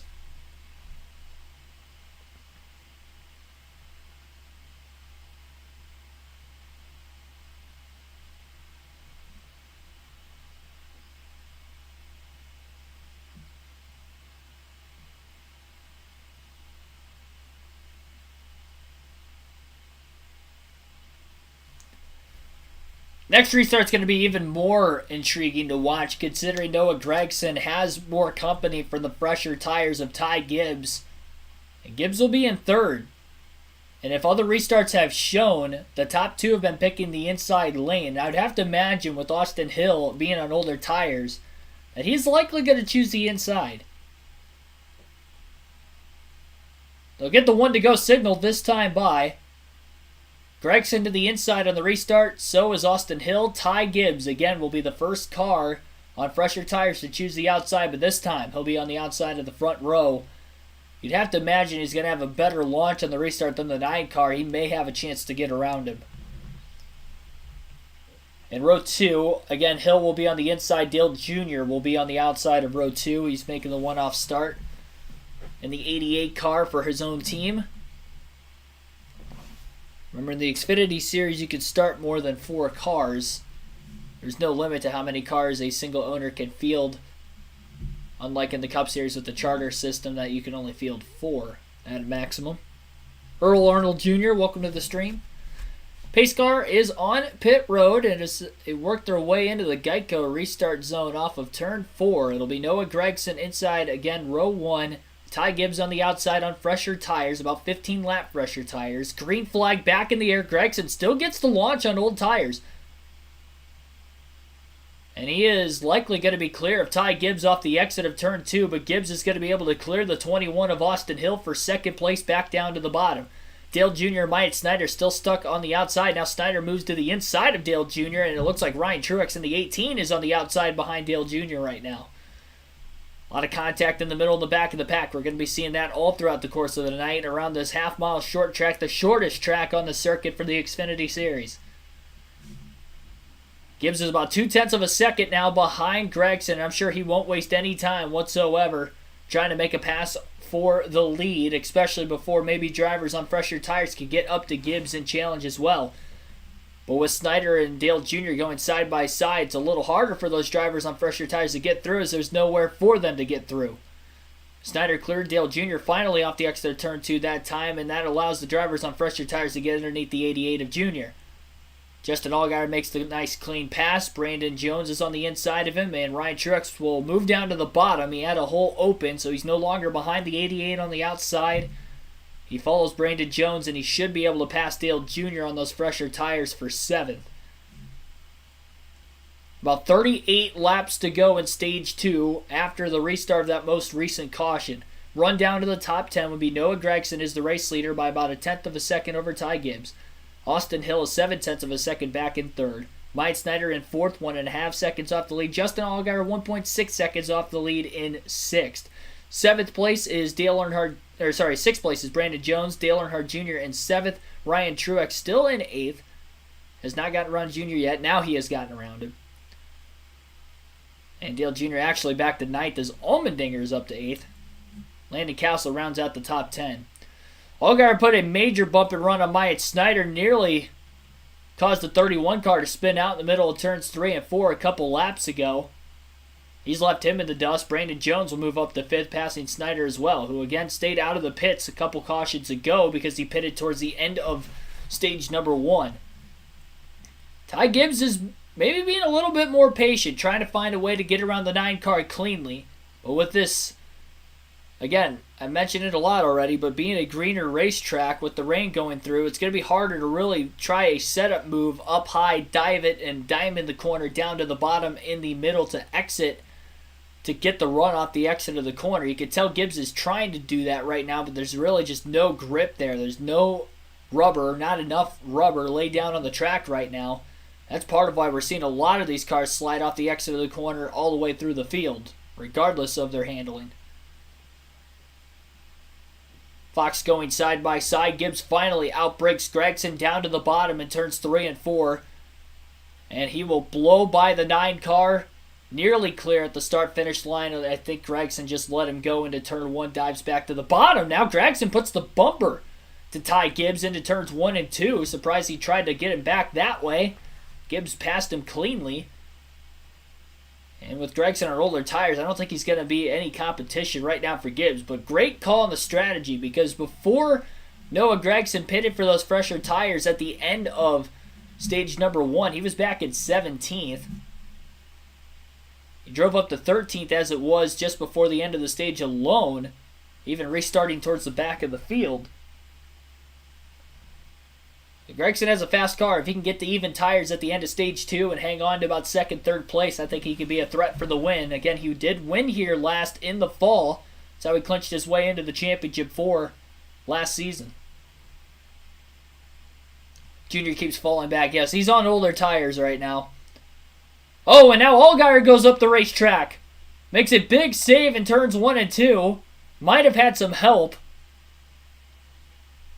And, no, not showing the replay yet. It looks like Myatt Snyder is ran into by Dale Jr. now in the left rear. So a little contact there. I wonder how the 7 of Allgaier went really wide.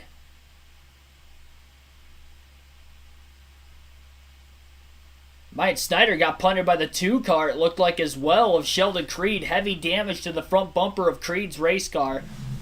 Massive shot to the back of the 31. Still waiting the replay of what might have happened to Justin Allgaier. He lost a couple positions moving up the racetrack. Guess he only lost 1 spot to Brandon Jones. He's still sitting in 5th.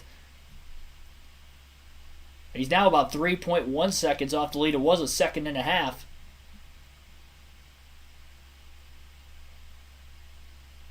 25 laps to go this time by in stage 2.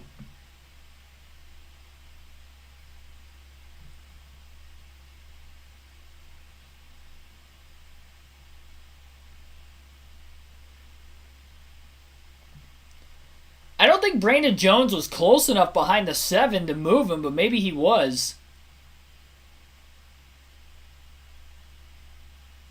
And yeah, that wasn't the case. So Justin Allgaier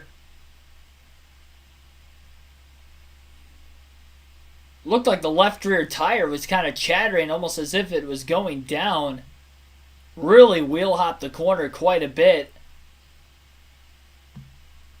I don't think I've seen a wheel hop that bad before and a driver still be able to save it, so credit to where credit's due. Justin Allgaier might have blown the corner and wheel hopped it a little later into the braking zone than what he would have wanted a couple laps ago, but he made a great save. He kept it off the wall, and he only lost 1 position in the process. Riley Herbst rubbing up alongside the 2 car right now of Sheldon Creed. Going to run him a bit wide off the exit of turn 4 as he continues to try and make a pass for position. Those 2 battling for 13th as Creed, remember, qualified 2nd, but has been uncompetitive since the drop of the green flag today. Brandon Jones now is the second car on fresher tires then. Another Joe Gibbs Racing Toyota. He is putting pressure on the 21 of Austin Hill, who's on older tires in the RCR car. Allgaier's on the back bumper of Jones once again as they battle in a three-way battle for third.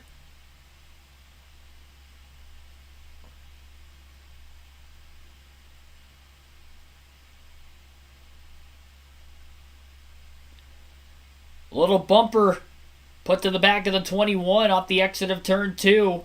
Jones with the dive into 3, and he's underneath the 21 car. Big setup move by Allgaier, but he clipped the curbing off the exit of the corner and might have dove it off a little too early.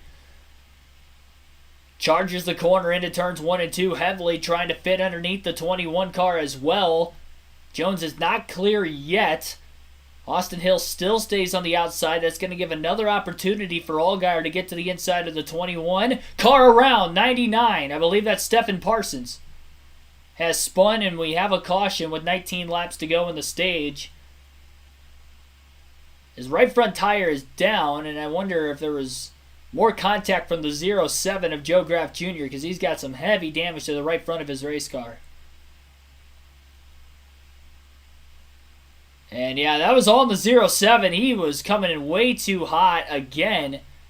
That is the second time that Joe Graff Jr. in the 07 car has already turned somebody.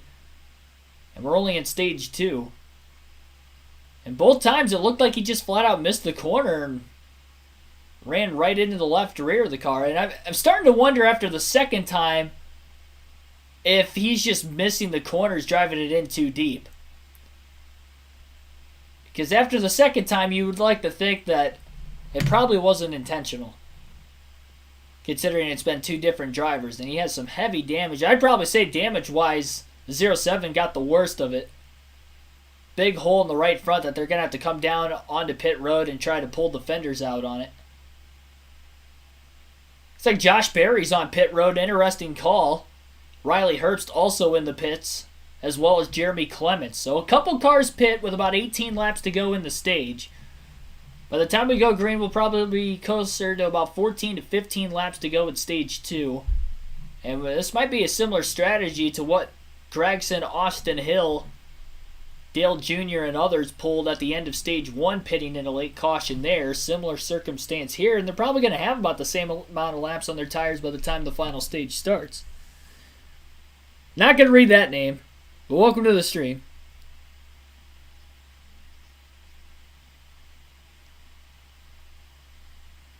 $20 people watching right now. Like and subscribe for more daily NASCAR content.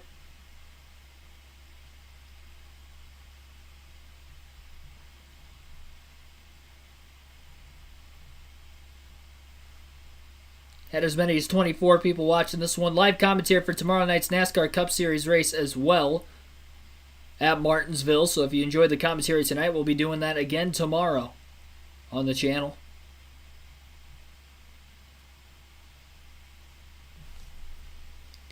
Also do stuff during the week for NASCAR video game stuff. So every day there's live commentary on the channel. And coverage from Dirt Bristol next weekend as well, as I will be there in person. No live commentary at the track, but race highlight videos and more videos from the racetrack that weekend. I'll be there for both days, Saturday and Sunday, watching the heat racing for the truck and the Cup Series on Saturday before Saturday night, watching the truck race, and then Sunday night, of course, watching the NASCAR Cup Series go to town.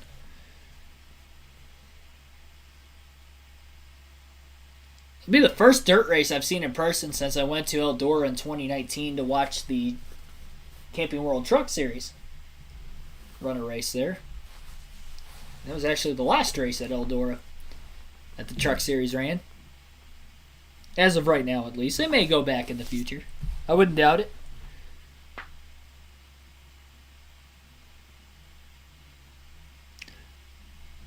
Michael Miller. Wish I could go now. I wanted to go last year, but they were only selling 30,000 tickets, and I just didn't get them quick enough. So because I didn't go last year, I wanted to make sure I went this year. I grew up watching local dirt track races all the time. Every summer, probably every other week, I was at the local dirt track watching races. either that or I was racing myself on dirt because I grew up racing go-karts. So definitely grew up with dirt racing. I prefer NASCAR to run at a traditional dirt track. I've kind of mentioned this before. I feel like the Cup Series could go to Eldora or Knoxville. They can add temporary seating and they can get 30 to 40,000 people there.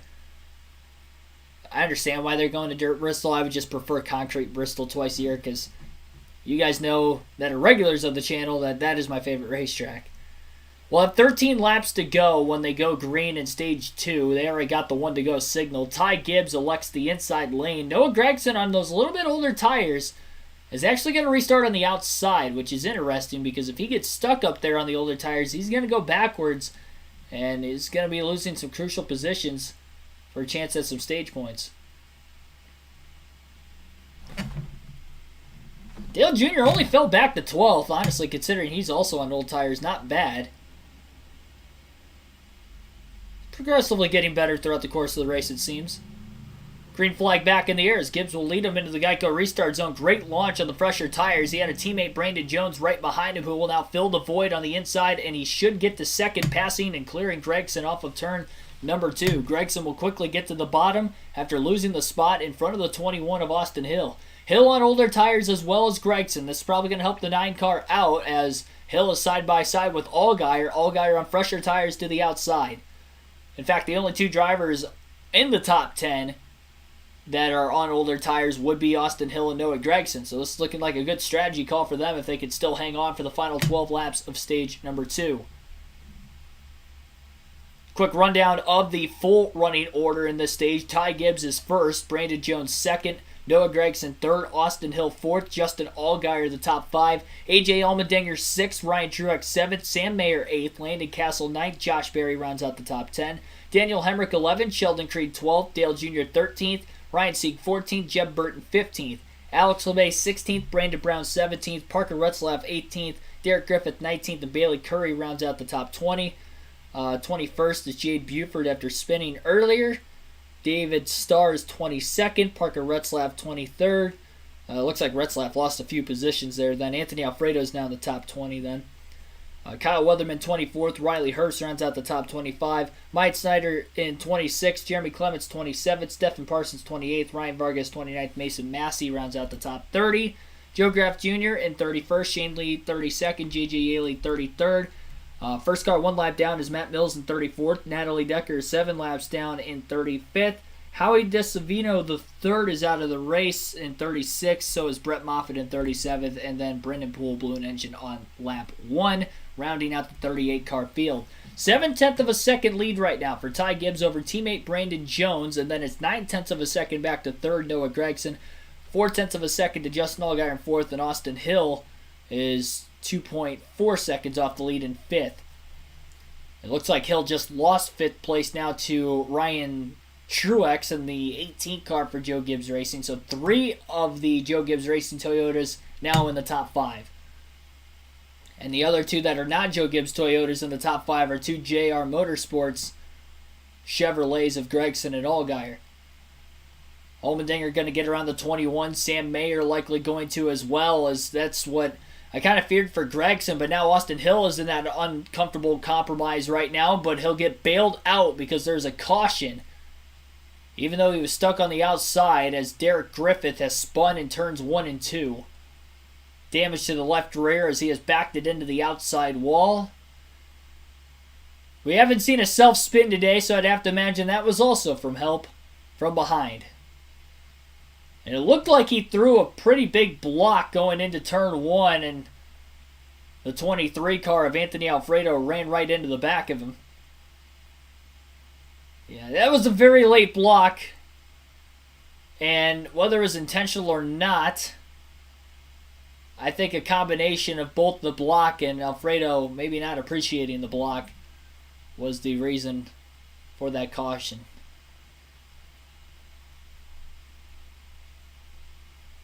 One thing I think these drivers have to come to realize when they throw these blocks is they have to be willing to suffer the consequences on any track.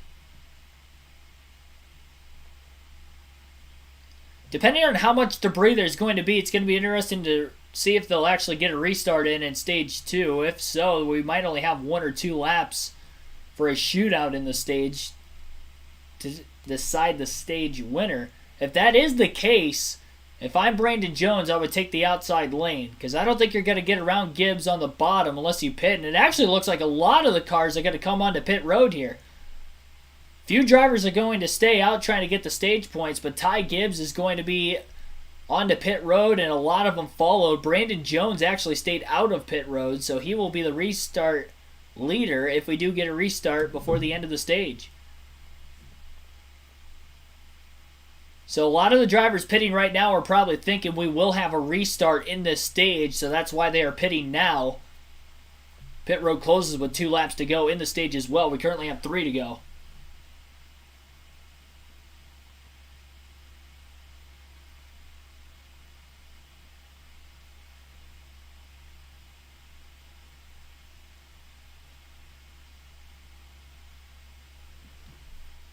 Ty Gibbs wins the race off of pit road. Everybody taking 4 tires who did come into the pits that time. Noah Gragson will be second off the pit lane. Allgaier third.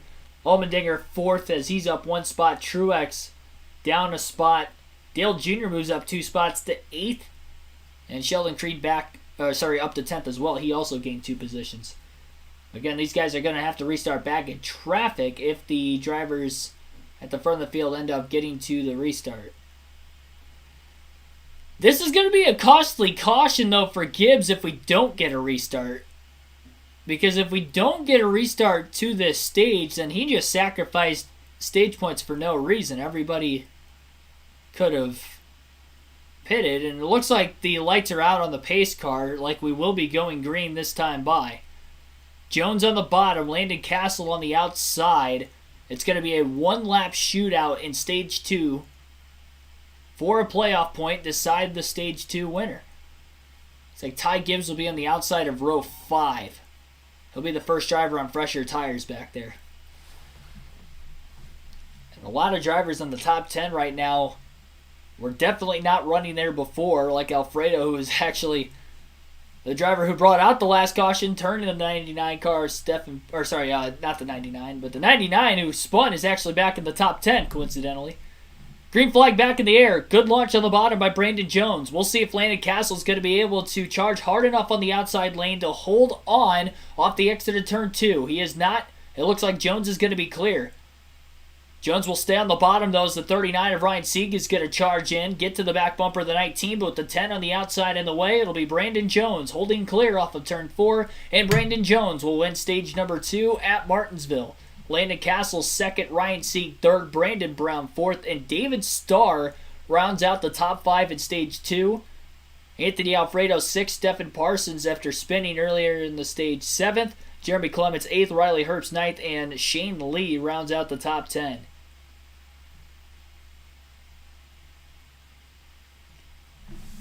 So that was your stage results. Again, Ty Gibbs stage 1 winner. His teammate Brandon Jones will be the stage 2 winner. Gibbs has still led the most laps today, 94 laps led for him. Gregson the second most with 23 laps led. Jones has led 4 now, and Allgaier led 1 lap earlier in the race off a restart in stage 1. 130 laps in the final stage tonight, so about the pretty much entire second half of the race will still be awaiting us in that third and final stage. And again, as usual, like and subscribe for more daily NASCAR content. Seeing if we can get to 1.7 thousand subscribers tonight on the stream. We're only 18 away. And again, be back tomorrow night for the Cup Series. I'm surprised we don't have as many viewers tonight. Usually we have a couple hundred or more for the live race commentary live streams. And maybe with it being the Xfinity Series, people may be unaware that I'm even doing the stream for the Xfinity Series this weekend. I tried to make it aware. I had been stating it all week during the previous live streams on the NASCAR video game side. Put it in the community tab a couple times this week, including earlier today as well, just to try to refresh you guys. But again, we'll be back here again tomorrow night, 7:30. The race is on Fox Sports 1. They are at Martinsville as well.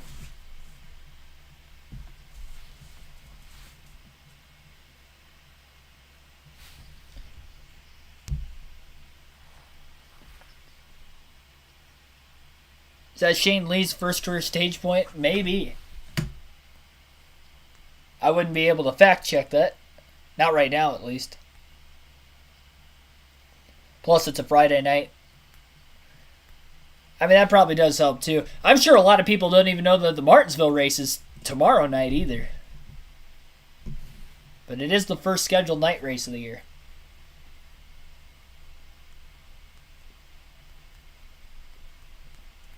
We've had as many as about 24 people watching this stream tonight.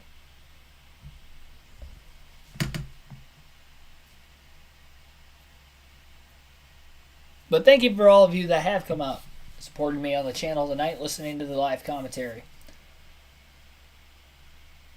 So all the cars that stayed out to get stage points at the end of stage number 2 are on pit road right now. That would again include Brandon Jones, Landon Castle, Ryan Seek, Brandon Brown, Anthony Alfredo, and others. Jeremy Clements.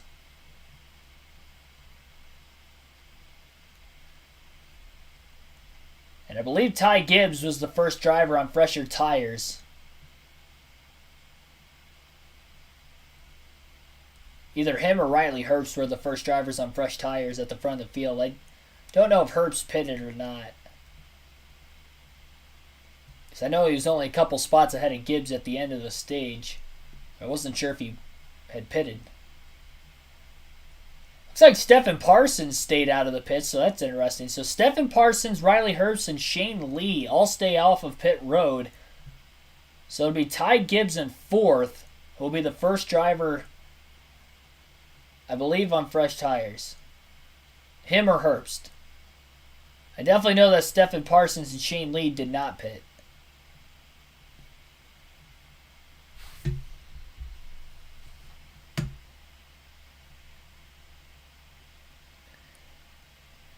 If you could drive as any driver, 2020 or 2021, who would it be? Well, not so much in 2020, but in 2021 with how much he won Kyle Larson. So he won a lot of races.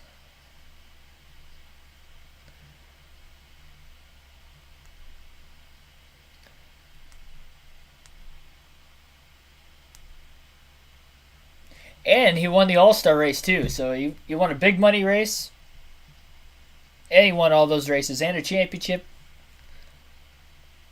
Would have been racing a bunch of local dirt tracks in 2020. Not so much on the NASCAR side. I'll get my phone charger again real quick while they are under the commercial break during the Stage 2 break.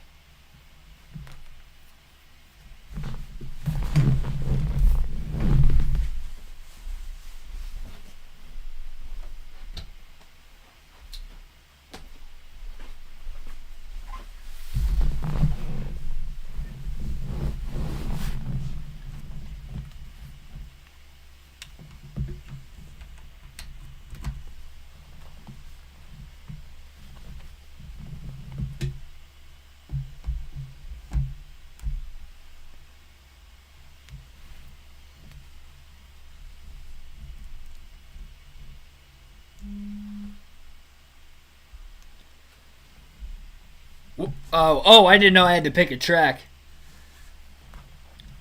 Well, if it was track specific, then maybe I wouldn't pick Larson. I thought you just meant like overall in the season.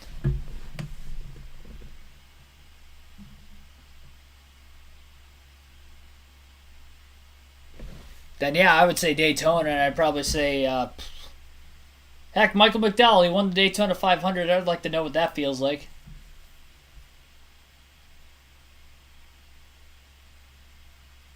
See, Eric Jones is a Tigers fan too, a Michigan native. She's talking about it on the Fox broadcast.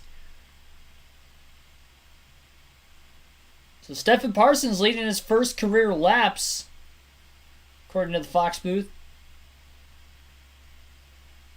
Riley Herbst on the outside of row 2. Remember, he's running for the Dash for Cash with fellow Monster Energy driver who's inside row 2, Ty Gibbs. Green flag back in the air.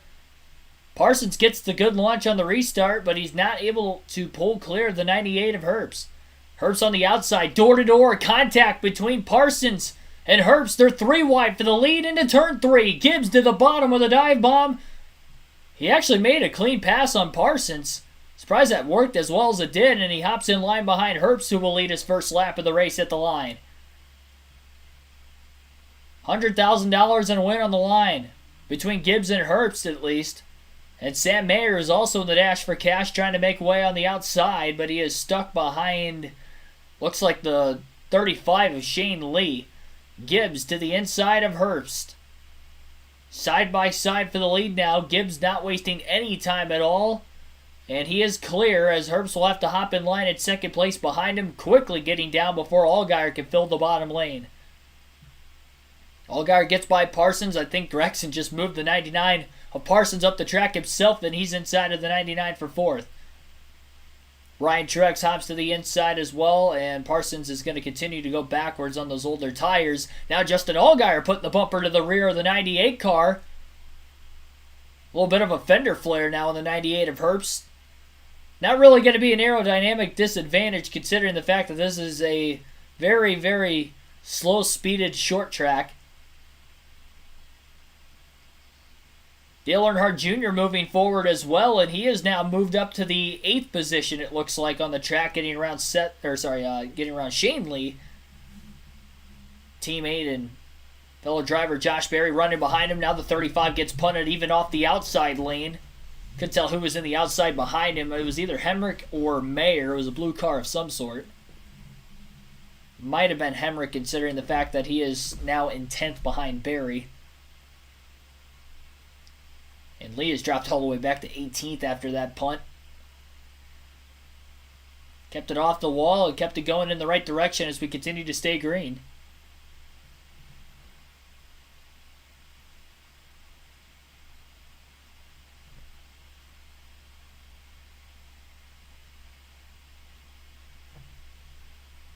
So again, Dale Earnhardt Jr. on the move. Up to P7 now as he has just made a pass on Stephen Parsons, the 99. About 3 seconds off the lead, though. There's a little over a second gap between him and Allmendinger in 6th. Riley Herbst, who hasn't really been in the top 10 for most of the night, is starting to go backwards as he's on the outside with the 7 car of Allgaier to the bottom. Allgaier's trying to get around him for a couple laps, put the bumper to him, and he finally gets underneath him. Noah Gragson right behind Allgaier on the inside, not going to waste any time to try and dive it into the bottom and keep the 98 up high. Allgaier is clear. He's 1.2 seconds off the race lead of Ty Gibbs. Noah Gragson down on the bottom of the racetrack now. Herbst going backwards on the outside. I have noticed he's been able to hold on the outside a little bit more than other drivers earlier, so there's slowly being more and more rubber built up there. And I wonder by the end of the race if that could be a potential lane. It's still not fast enough to be able to actually hold side by side for a really long time. More contact to the left rear of Herbst now, that time from Ryan Truex off the exit of turn 2 as they get together. Struggling for grip. A.J. Allmendinger to the inside of Herbst. Both Allmendinger and Herbst dash for cash drivers. This will move Allmendinger up to 2nd in the dash for cash running as well as 5th position on the racetrack. Josh Berry got around Dale Jr. a couple laps ago and has really pulled away from the 88 car, and he's quickly now behind Riley Herbst looking for 6th. Allgaier a couple tenths of a second quicker over the last couple laps compared to Ty Gibbs. And you wonder if they've made the adjustment changes needed for the 7 car as the track conditions continue to cool as we get later and later into the night. Only 46 degrees, very cool temperatures for tonight's race. Similar conditions likely in the Cup race tomorrow as well. I'm sure many of those fans are going to be eating a bunch of hot dogs to try and keep them warm throughout the course of the weekend. Derek Booth messaging in the chat from the racetrack. Yeah, hopefully you're enjoying, man. Martinsville's a blast.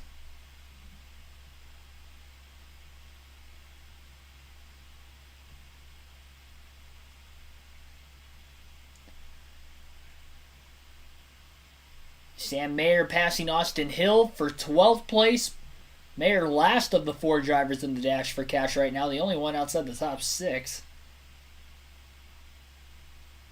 Got a lot of cars to pass to try and get himself in contention as we only have 106 laps to go, which is not a lot of time at Martinsville. Big power move by Hemrick. Blowing by Dale Earnhardt Jr. that time for 8th place through turns 1 and 2. Passed him on what seemed to be a clean pass.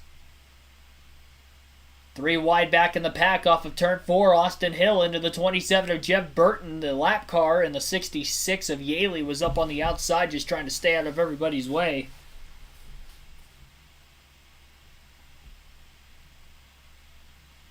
Allmendinger hugging the curb pretty much all the way through the corner. Looked like he was bouncing off of it a couple times, as well as nearly bouncing off of the left rear of Ryan Truex. And he's definitely bouncing off of the left rear of Martin Truex. Ryan Truex, rather. And now we have a near spin off the exit of turn 2 as the 4 of Bailey Curry nearly wipes out the 31 of Myatt Snyder. And Snyder had a chance to pull down to the bottom, but he didn't, and now Brandon Jones is there. Jones stayed out to win the stage. Had to restart back in traffic because of it. He is up to 18th. Landon Castle right behind him, who as well was on the same strategy as Brandon Jones. 0.8 of a second off the lead now, by the way, is Justin Allgaier, as he is very, very slowly reeling in Ty Gibbs. He's got plenty of time to get there considering how close he is behind the lead, and he is pulling away from Noah Gragson behind him. I don't believe anybody seems to be quick enough to run down the 7 and the 54 right now. But a lot of contact around the racetrack. I don't imagine this race is going to be staying green for very much longer, but if we do have a long green flag run, it's going to be interesting to see who will have better long run car. How hard are maybe these guys pushing right now? And if we see a later caution, will we end up seeing pit stops in this race? Remember, these teams are limited on the amount of tires they have. They have 4 sets. Most of the field has pitted twice in this race. So I would think that most of the field still has about 2 sets left. I don't think that's going to be a major issue. Also, we get a lot of cautions in the late going, which isn't impossible. AJ Allmendinger finally fights his way to the inside of Ryan Truex after knocking on the left rear corner panel for the last couple laps. He is there, but he washes up the track. Kind of locked up those front tires a little bit. Nearly ran into the side of the 18. Great job keeping it off one another. Not only the front brakes are glowing, but the rear rotors are also glowing on the 16 of Allmendinger. He's pushing extremely hard, trying to fight his way through the field. Allmendinger known for being very good at Martinsville, even in the NASCAR Cup Series in his full-time days there with both the 22 car for Penske and the 43. Had some good runs there. Also a runner-up with JTG Doherty Racing in the 47. Got a couple of runner-up finishes at Martinsville. A few top 5s to go along with it. Probably his best oval statistically in his Cup Series career. He's running good in the Xfinity Series race tonight in 4th, but he's about 5 seconds off the race lead, and he's got a lot of ground to cover even just to get to Gragson, who's 4 seconds ahead of him in 3rd. Contact between Sheldon Creed and Sam Mayer. That might have knocked Mayer into the wall off the exit of turn 4. Creed is still laying the horn on him. The chrome horn. Cars One Boy, welcome to the stream. R6, welcome to the stream as well. Mayer trying to hold on for that 10th place position. I think he actually just passed Creed a couple laps ago. Creed was trying to get back around him. That front of the 2 cars completely bashed in right now. A lot of that was virtue of a restart earlier in the race when he had gotten in the back of another car pretty hard. He was a little bit slower even before that damage. That damage probably not helping him, although it may not be hurting him that much considering it is Martinsville after all.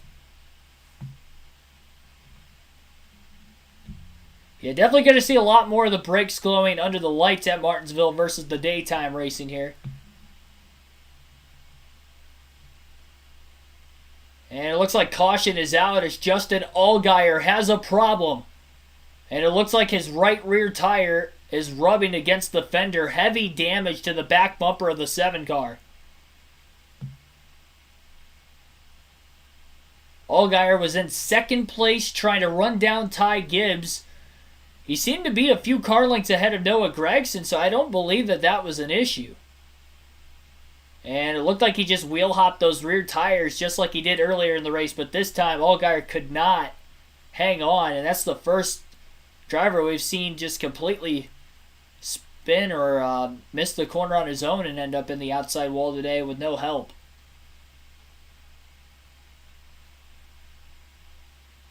It's amazing how much the rear wheels have been hopping on the 7 car today. Again, that was the second time it has happened. The first time happened late in stage 2, dropped back only 1 position, and obviously has worked his way back up to 2nd, but more problems for the 7 and heavy damage, which is, at this juncture of the race, likely going to take him out of a shot to win. He had a great car, probably looked like the only competitive car that maybe had something for Gibbs tonight.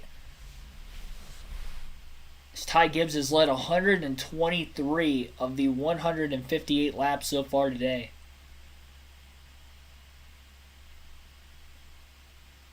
More damage for Joe Graf Jr. on the front bumper of his car. That's the 3rd time that he has ran into the back of somebody pretty hard tonight. Sheldon Creed going to stay out of the pits. That's interesting. Brandon Jones also stays out. You wonder if those guys are maybe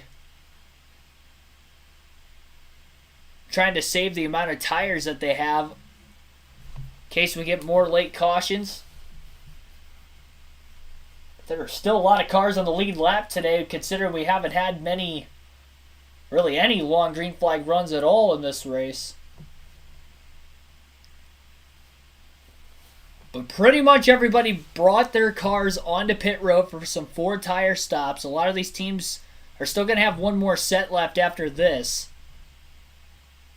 Maybe 2 sets for the 2 of Creed. And I believe Riley Herbst came in. Dale Jr. gains 5 spots on pit road. He's the big gainer. Josh Berry loses 4 spots. He's the big loser of the drivers who pitted in the top 10. So while one Junior Motorsports car is having bad luck, and that being Justin Allgaier taking himself out of a shot to win, Dale Jr. again progressively moving himself forward as this race progresses.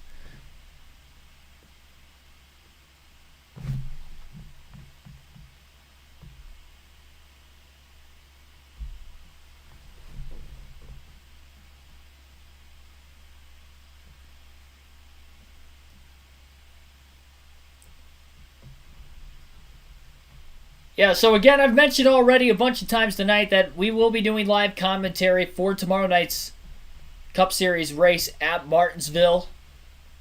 I would have to assume with it being a Cup race with the live commentary, we'll probably get our normal viewership back for that race. So join me with a couple hundred other of you guys down in the chat, listening and watching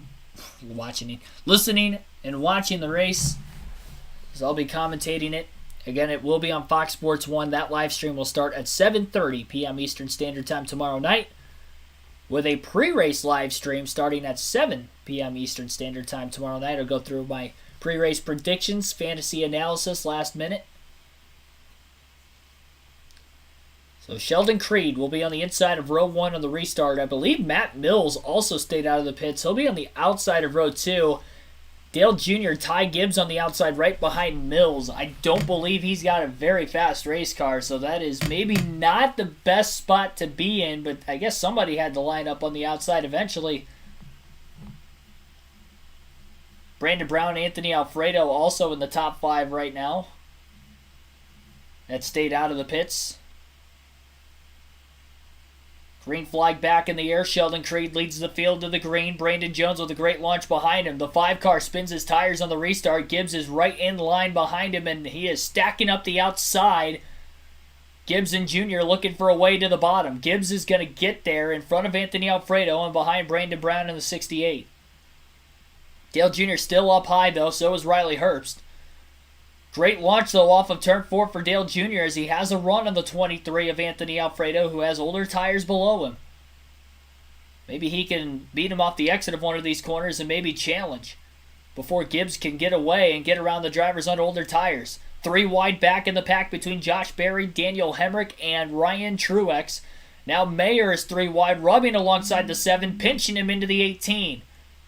Still 3 wide down into turn 1 as they try to hold on to it. Credit to Ryan Truex for hanging on all the way up there, and now he loses a bunch of positions as he had to get way out of the gas off the exit of turn 2. Lucky not to get ran over from behind. Brandon Jones looking for the lead. He's on the inside of Creed. Creed tried to pinch him at the last second, not going to be able to do it. Brandon Jones will pull clear off the exit of turn 2 nearly. Nope, still side by side, and now we have a spin in the back. Ryan Truex has finally gone around. He was on the outside 3 wide for a while there, and I don't know if he was still 3 wide or not at the time of him spinning. But Ryan Truex has an issue for Joe Gibbs Racing. And that was, I believe, after Brandon Jones took the lead. So I believe Jones was the leader at the time of the caution. It looked like Truex really pinched the 36 car of Alex Labbe down. Labbe was already on the curve going into turn 1. That's how low he got pinched by Truex. So Truex basically kind of dumped himself off the front bumper of the 36 as far down as he ran him. Somehow the 18 kept it off the outside wall. Lucky enough for him that he doesn't have any major damage to the race car, but he's going to lose a lot of track position. Truex was in the top 5 most of the night, at least through the first 2 stages. But fell back quite a bit there on that last restart when he got shuffled 3 wide to the outside and was running right around 15th at the time of his spin. Regine Huddleston, welcome to the stream.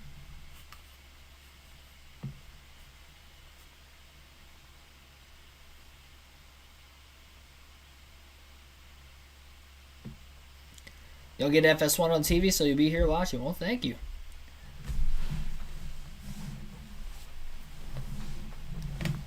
Next live race commentary, though, outside of tomorrow night for a real race will be at Talladega for the NASCAR Cup Series. So the NASCAR Cup race at Talladega will be the next live race commentary. Not doing the Dirt Bristol commentary because I will be at Dirt Bristol for both the truck and the Cup race Saturday and Sunday night next weekend. So race highlight videos will be up on the channel. I believe that is the 4th race I'll be at this season.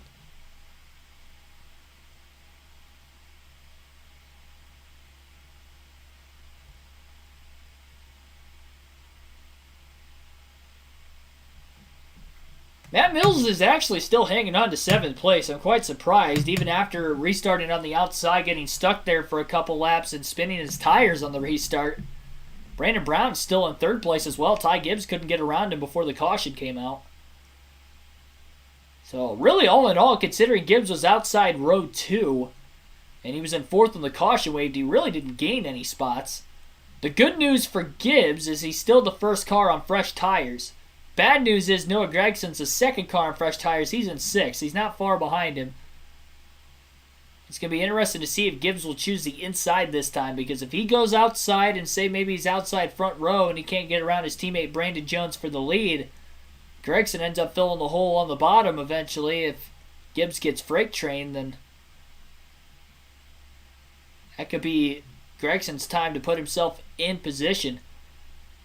And who is 3rd on fresh tires right now behind Gregson?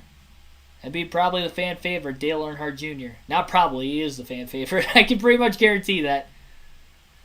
Traveler, welcome to the stream. What are the positions for 31 on? Yeah, we'll go through the running order of tonight's race. Brandon Jones is in the lead. Sheldon Creed 2nd. Brandon Brown 3rd. Ty Gibbs 4th. Anthony Alfredo rounds out the top 5.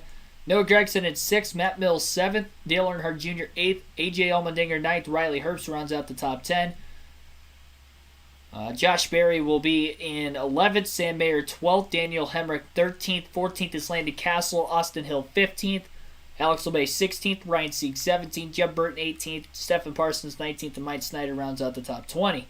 Jeremy Clements 21st, Jay Buford 22nd, Parker Retzlaff 23rd, J.J. Ailey 24th, Mason Massey 25th, Ryan Vargas 26th, Kyle Weatherman 27th, Derek Griffith 28th, 29th is Shane Lee, Ryan Truex back to 30th after his most recent spin, David Starr 31st, Joe Graff Jr. 32nd, Justin Allgaier 33rd, he came back down onto pit road to repair more damage, Bailey Curry 34th, Natalie Decker 35th, Howie DeSavino, Brett Moffitt, Brendan Poole all out of the race, running 36th through 38th.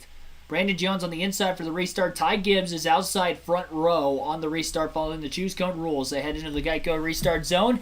Row 2, inside, Sheldon Creed outside. Noah Gregson. Surprise Gregson went high right behind Gibbs. Great launch on the restart for Brandon Jones. Big lockup of the tires, or at least wheel spin by Brandon Brown, who was on the inside of row 3, stalling those cars back out behind him. Gibbs is actually able to quickly get to the bottom in front of Creed. One car in the wall off of turn 2, and he has a flat left rear tire. It's Josh Berry. Berry now spins into the wall in turns 3 and 4 as he couldn't hang on with the flat left rear. No chance for him to get to pit road as he was stuck on the outside. And that is the second Junior Motorsports Chevrolet to spin and back it into the wall in Stage 3.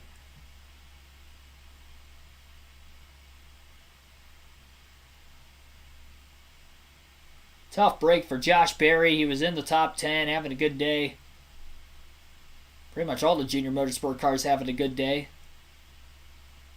Except for Allgaier cutting the tire down, and obviously Josh Berry now. Or I should say Allgaier wheel hopping into turn 1 and 2, backing it into the wall, and Berry had a tire down on the restart.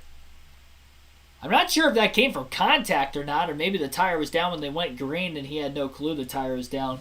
Very odd for him to come off the exit of turn 2 and that left rear was down on the rim like it was.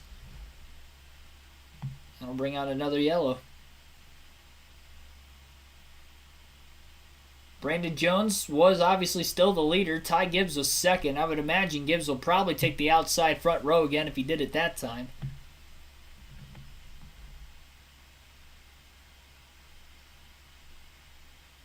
Why did I pick Junior this race, not a play track? I didn't pick Junior.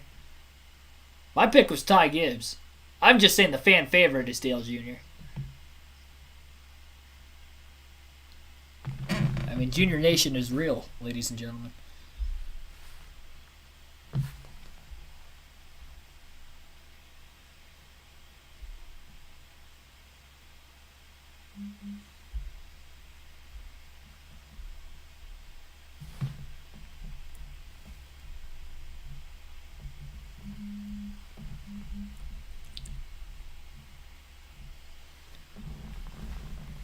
Surprised the drivers in the booth, I should say, haven't been trying to radio in to any drivers during the stage breaks today. They radioed in to Sheldon Creed after that lap 1 caution with the blown engine. But that was it. They didn't do it to anybody pre-race either, so usually you see that. And that would let you guys listen to it. There's been no interviews from any of the drivers out of the race. Surprised they didn't interview Brett Moffitt to see what happened there at the start, considering he is at least somewhat notable driver. I mean, he was a Truck Series champion a couple of years ago. And he qualified top 5 too, so surprised we didn't get an interview there. Justin Allgaier back on pit road to repair more damage. Just trying to tape up that rear bumper cover to make sure it's not going to fly off. It's hanging off of the car pretty good. Will Dale Jr. be in the booth for Dirt Bristol? I doubt it. I don't think they're going to bring Jr. into the booth as a guest commentator at all. Because he's working for NBC, so he's probably contractually obligated for NBC, and he can't commentate on Fox, if I had to imagine.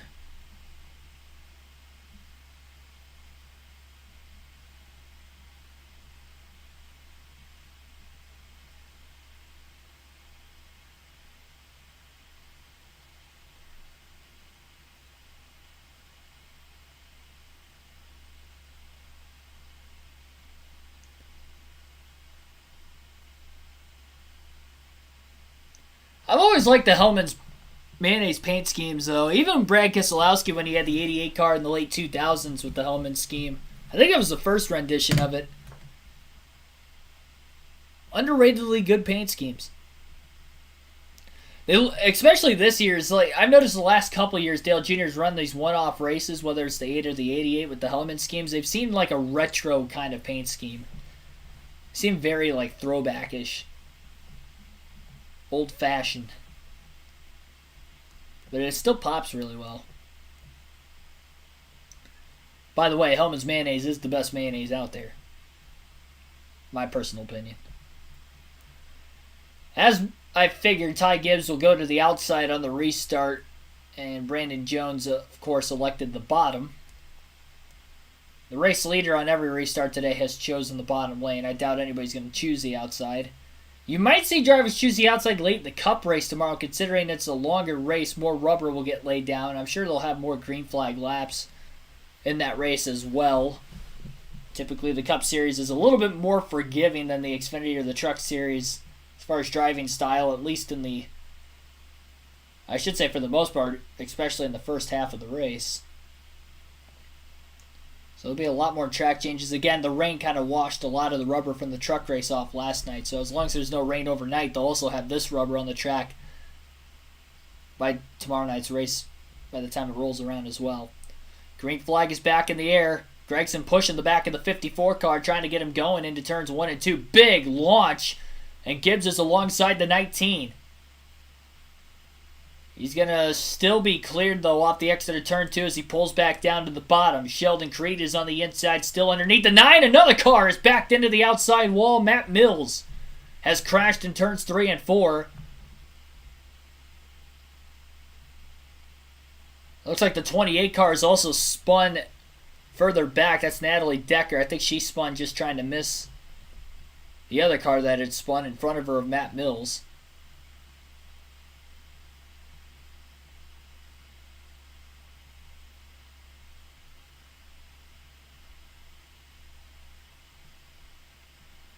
Mills had gotten tagged from the 98 car of Riley Herbst on the outside lane.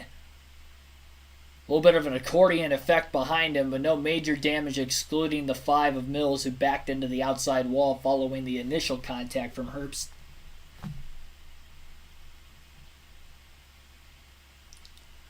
I mean, Herbst just sent him.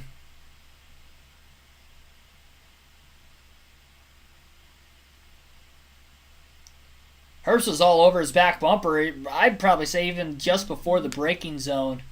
Or maybe as they were just getting onto the brakes, but he rode that back bumper all the way into the corner until Mills eventually lost control and spun around.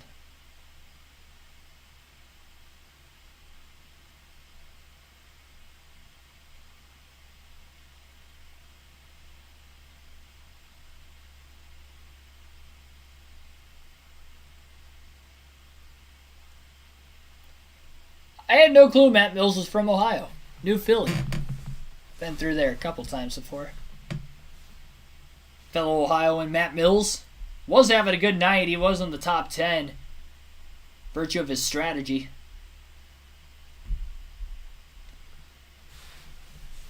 Less than 70 laps remain. A lot of these caution laps, nobody's coming down to take tires because they're not really running a lot of green flag laps on these tires.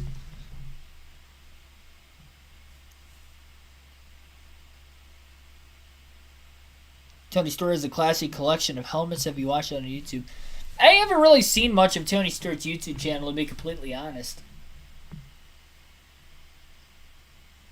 Might have to check it out. Hellman's Mayonnaise ain't as good as Duke's. I've never heard of Duke's. Is that a local thing? I don't think we have that in Ohio. I don't think I've seen that before. What part of the country are you from? Assuming you're from the States, Michael Miller. Out of curiosity.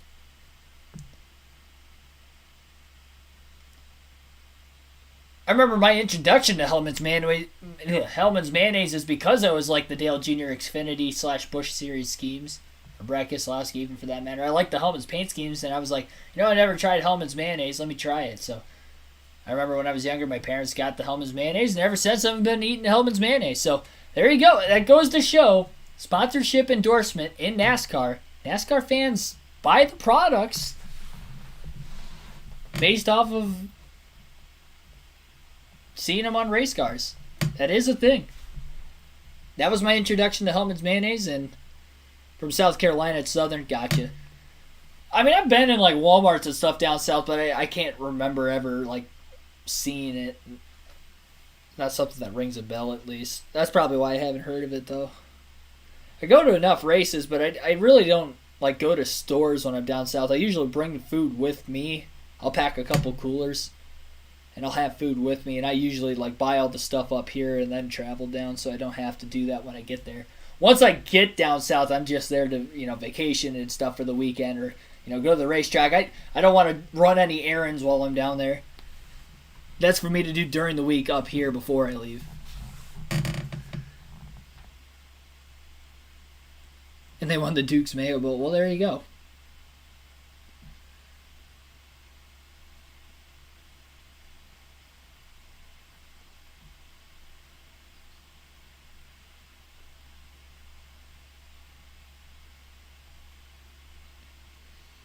Oh, Noah takes Gibbs out for the win. Regine went to Bristol 2017. Toyota parking was huge muddy waters. Be prepared for a long walk. I went to Bristol last year for the night race, and then I also went to the All-Star race in 2020. I parked exactly what you were where you were talking about for the All-Star race. There was no rain at all last year, all 3 nights. Pretty much all 3 days in general I was there. There was no rain. And then when I was there in 2020, it was just a one-day show, but it didn't rain that day either. So I haven't had to deal with anything muddy. Hopefully, fingers crossed it does not rain next weekend. I haven't had to deal with rain at a race I've gone to in person since like 2019, so I'm hoping that stays like that. All the races I've gone to, I'm very lucky. 2020, 2021, and the first few races this year that I've gone to, I haven't had to worry about any rain issues. Postponing my travel plans.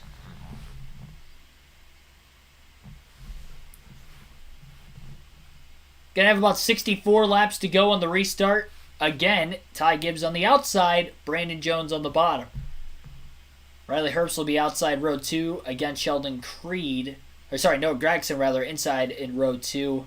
Row 3 on the inside, Sheldon Creed outside AJ Allmendinger. And the Dale Jr. Watch Jr. will be restarting inside of row 6. Sorry, he was in 11th. He's going to actually be outside of row 5, it looks like. Green flag back in the air. Jones looks like he may have actually spun the tires on the restart that time. Gibbs charges hard and pinches the 19 down. Contact in turns 1 and 2. Gibbs wins the race back to the gas down the backstretch, but he can't clear the 19 yet. Hard into turns 3 and 4. Those two are teammates, don't forget that, but they are leaning on one another. You wouldn't think they're teammates. Jones hasn't won a race in a while. Gibbs gets punted up the track by the 19. But Gibbs again holds strong even after getting hit. He's still alongside the 19 of Brandon Jones, and he's putting up a strong fight on the outside, which has been irrelevant all day. And again, they lean on each other on the front stretch. Gibbs is clear into turn 1. What an impressive pass on the outside by Ty Gibbs as he holds on to the restart. And now Gregson's trying to get around Brandon Jones for second. Allmendinger got the 4th on the restart. Herbst fell in line 5th on the bottom. Looks like Anthony Alfredo and Dale Jr. still stuck on the outside right around 8th, 9th, and 10th. Gregson to the inside of Jones finally for second place. Gregson, pretty clean pass for the most part. And he will pull clear. Contact, though, behind him off the exit of turn 4. Allmendinger gets into the left rear corner panel of Brandon Jones. Dale Jr. still stuck on the outside. His teammate Sam Mayer underneath him. Landon Castle just made a pass on him. Brandon Jones still stuck on the outside himself at the front of the field as A.J. Allmendinger continues to work the bottom. Allmendinger's had good track history, but he hasn't really had that fast of a car tonight compared to the 9, the 7, and the 54. 3 wide back in the pack again. Austin Hill, Myatt Snyder, and Stephen Parsons. Contact underneath. Parsons nearly pinched into the wall up high. Hill and Snyder still side by side for position. Ryan Sieg on the bottom trying to get around Parsons, who got shuffled out of line. As mentioned, Ryan Truex towards the bottom of the racetrack.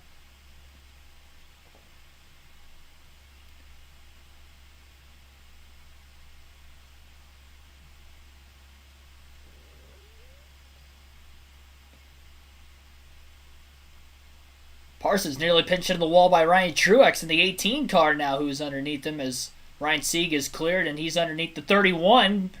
Contact with Snyder off the exit of turn 4.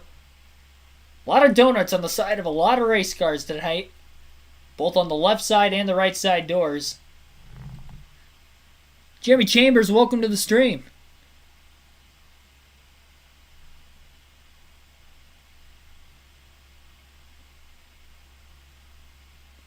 Sheldon Creed underneath Riley Herbst for 5th. You can definitely tell the 2 team has made a lot of adjustments to that race car, especially with the damage. He was really irrelevant early after qualifying 2nd, dropping outside the top 10 by the time the early portion of Stage 2 rolled around. But they got the adjustments through the couple pit stops these teams have had today, and he is now battling for 5th with Herbst. And he probably has the most beat-up car in the top 15 right now. Leaning on the 98 of Herbst. Herbst trying to pinch him down in the center of the corner, but off the exit. Creed runs him a little bit cleaner that time. Down into turns 1 and 2 they go. Still side by side, still beating doors.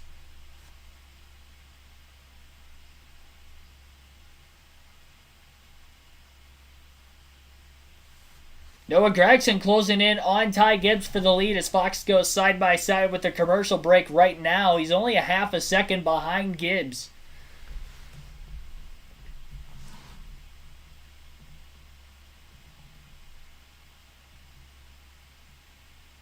Think Gibbs will get it? I don't know. We'll see.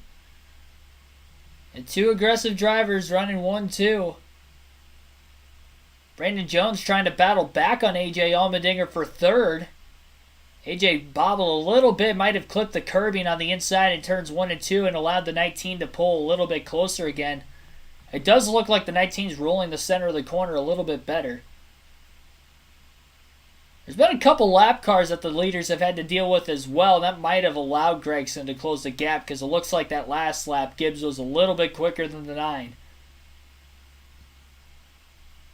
Both cars having a little bit of a wider arc entering into the corner, and I've noticed that compared to a lot of other cars in the field. And I wonder if that's the line that they're able to run compared to the rest of the field, whether it's the car's handling or maybe that's just flat out why they are faster than everybody else is the line that they are running on the racetrack, more so than the car itself. Definitely a driver's type of racetrack when it comes to skill bases go. There's only so much these teams can do to try and help the handling and the balance of the race cars, but I'd say this is one of those tracks where it's mostly on the drivers.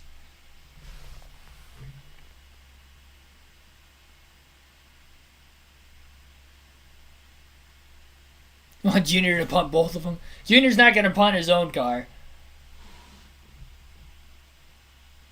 He was able to still cycle right around 11th place. He's fighting for a top 10 finish tonight. Battling Brandon Brown for position. It looks like he just passed Brandon Brown for 10th place, as they come back from the commercial break. Full screen now. 46 laps to go. They'll probably have one more commercial break for the end of the day. I would imagine it'll be another side-by-side one, so we'll keep the live realistic commentary going.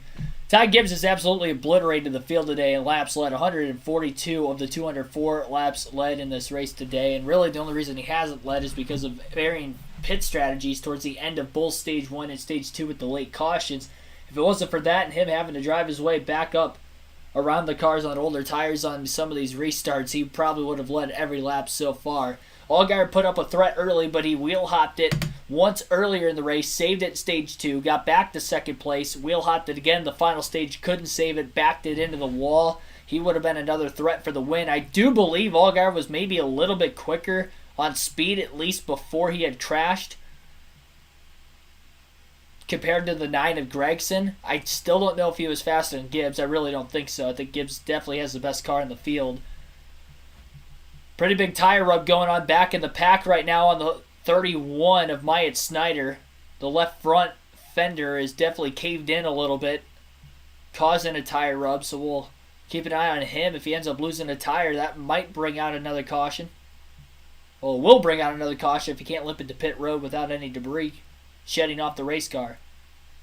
Heavy lap traffic coming up in front of Ty Gibbs. might be an opportunity for the 9 car of Noah Gragson to get back in it.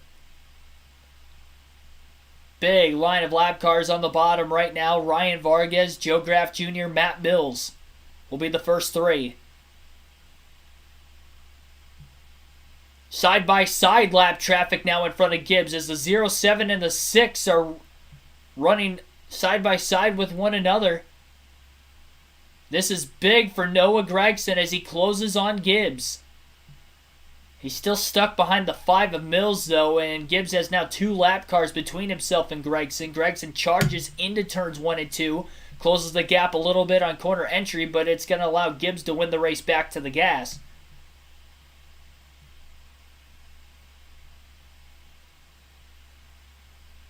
Mills almost accidentally got in the back of Gragson. You can definitely tell Gragson, is really trying to back the middle of the corner up. He's charging in hard, rolls the middle super soft, and then trying to wait patiently before getting back into the gas. So it's definitely a different set of moves, I guess you would say, for him rolling into the corner compared to what he was doing earlier.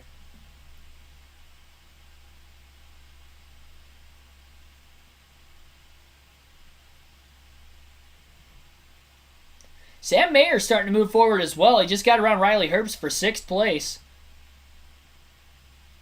All 4 of the Dash for Cash drivers in the top 7. Ty Gibbs, obviously one of the Dash for Cash drivers. And he is the leader. Next closest is Allmendinger in 3rd. He's 4 seconds off the lead, though. As far as the race win goes, if this does stay green, the final 37 laps and counting, it's looking like it's going to be between Gibbs and Gragson. And Gibbs is going to be closing in on Justin Allgaier very soon. Allgaier is a teammate of Gragson. Well, he held up Gibbs just enough for Gragson to get there. It'll probably be a few more laps before he catches him, though.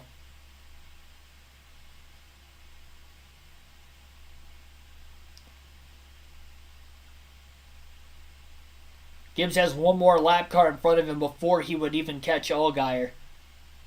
Be the 08 car. David Starr.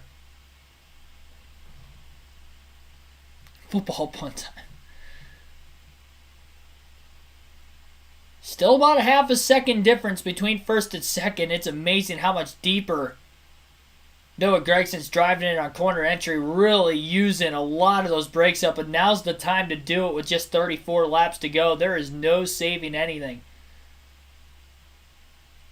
54 car now behind Allgaier on the bottom lane into turns 1 and 2. Allgaier runs the bottom. That's going to hold up Gibbs a little bit. Gregson went wider in turns 1 and 2 that go around. Gibbs to the inside of Allgaier, and he'll pass him in 3 and 4. So it didn't really hold him up much. And Gregson might be overdriving the corners right now trying to get to Gibbs. Has to go to the outside to get around Natalie Decker in the 28. Allgaier pulls off to the side to let his teammate go.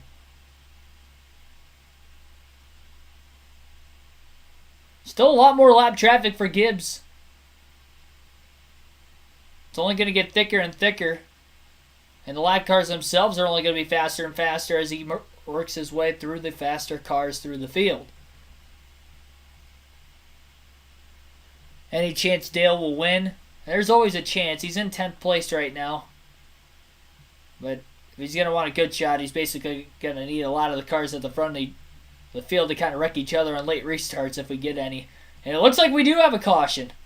99 car, Stephen Parsons got into the wall in turns 1 and 2. He was right in front of the leaders when that happened, so I think that's why the caution came out.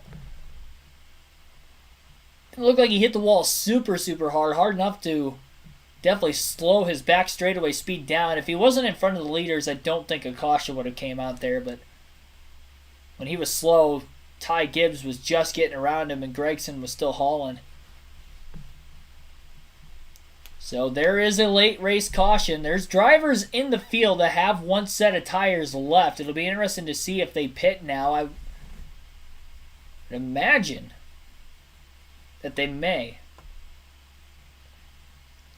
Sheldon Creed, I didn't realize, him and Brandon Jones last pitted at lap 97 and 104, which is about 30 laps after Gibbs, Gregson, and Allmendinger in the top 3. Sam Mayer is up to 5th place before the caution came out. I think he was the biggest mover of any driver on that restart. Another Junior Motorsports Chevrolet who has come to life late.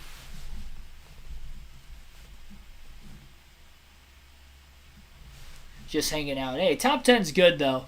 When you're only making 1 start a year and you're retired the rest of the year, just not really racing anything, I think that's pretty good for Dale Jr. Just get a top 10.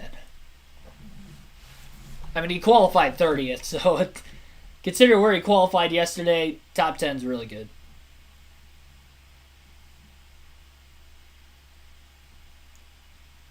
Do I think the leaders will take tires? I don't know.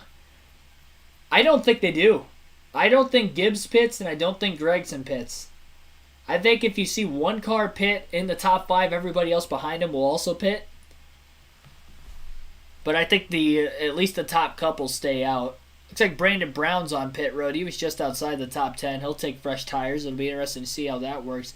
That was probably our longest green flag run of the race. We went green with about 64 laps to go, and the caution came out with 30 to go. So about 34 laps on these guys' tires. Plus we had a few short green flag runs of a couple laps apiece before that. So as far as green flag laps go, Brown is probably looking at about 40, 45 lap fresher tires and the rest of the field. He's going to have to pass a lot of cars, and unless we get caution after caution after caution that really keeps bunching the field back up, he's going to be lucky just to get back in the top 15. It's risky, but I think because he had that extra set of tires, I figured why not? This is why we had the strategy anyway. But I don't believe anybody else came onto pit road. It looked to be it.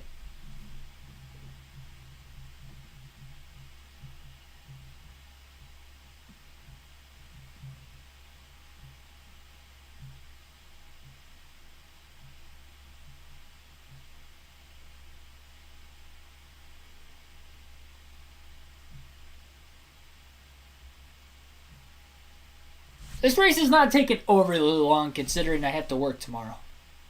I will say that. Considering it had a half-hour rain delay.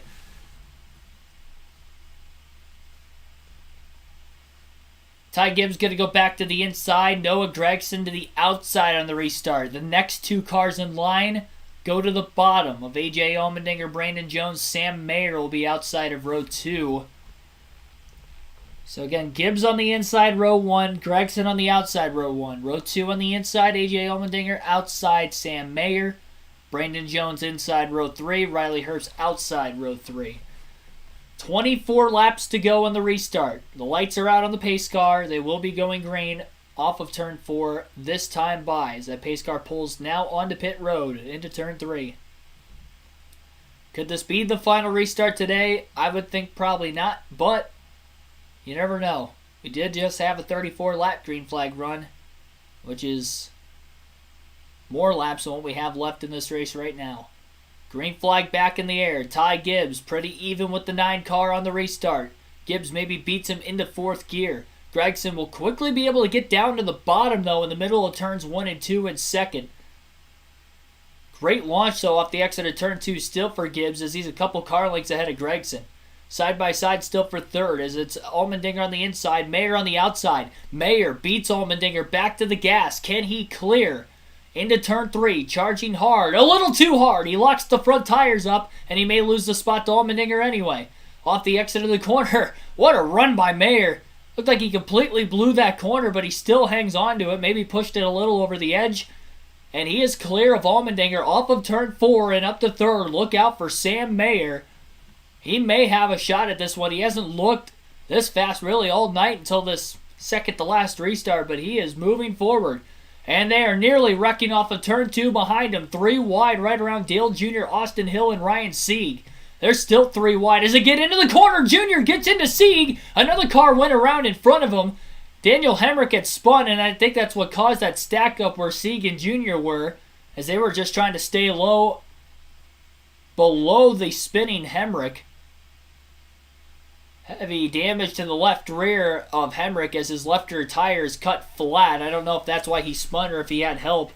It actually looked like he had help, and the spin was after contact from the 2. So it looked like the 21 of Austin Hill drove right into the back of his teammate, Sheldon Creed, which knocked him into the 11 of Hemrick, which cut his tire down by the time Hemrick got into turn 3 the next time around. And then Dale Jr. got into the back bumper of the 39 car as they stacked up trying to stay underneath the 11 of Hemrick.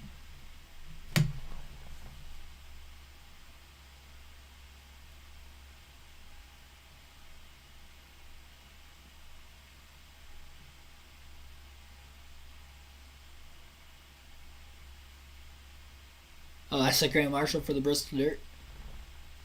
For the Cup race, I would assume.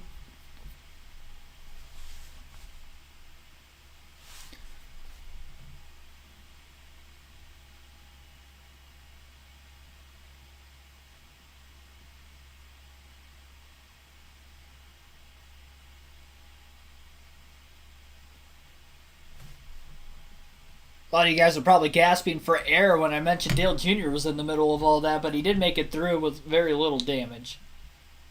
No more damage than what he probably would have had on it already. The short track racing, the bumping and banging we've been seeing all night at Martinsville. The animosity only continues to rage on for all these drivers as we get later and later in the race, especially those at the very front of the field that have a shot to win, knowing they're going to have less and less amount of green flag laps to the end and less chances on restart. The more laps, the less laps, I guess, we would have to the finish.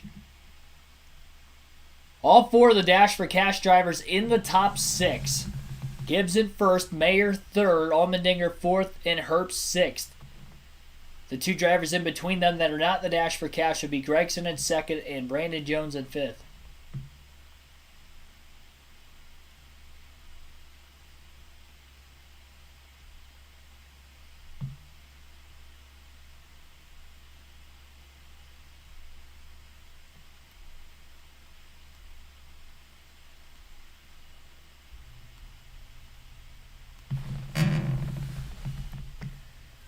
How many laps down is Decker? She was very slow when the leaders passed him last time I noticed. She is 19 laps down.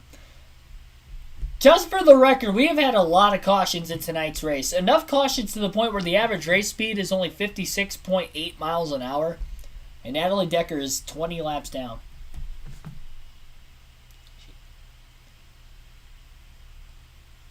And I would not be surprised if most of those laps she's losing under green and not under caution. It's crazy because J.J. Yaley's the next closest driver to her ahead of her in the running order, and he's 3 laps down. So that goes to show Yaley in that MBM car in the 66 is 3 down, and he's slow. But she did qualify in on time, I will say that, though. She had to qualify her way into this race, and she was able to do so. There were a few drivers that went home. I think there were 5 drivers who failed to qualify for this race. So she did earn her starting spot this weekend.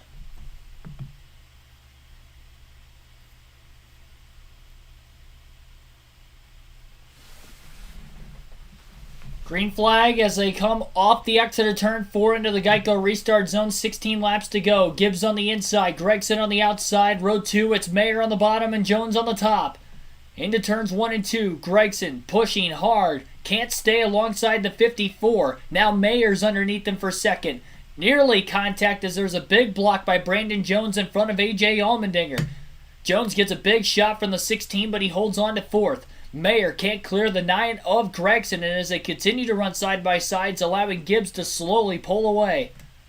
Mayer clear off of turn 2 now. Contact for third between Gregson and Jones. Might have a tire rub on the 9 as he caught the right front splitter right on the left rear tire. Gregson sideways off of turn 4 as he barely keeps it off the wall. We'll keep an eye on that. There's a big tire rub on the 9. And we'll see if that tire can last for the final 13 laps. Well, it might, because we have a caution again in turns 1 and 2. Jade Buford in the 48, and the 26 car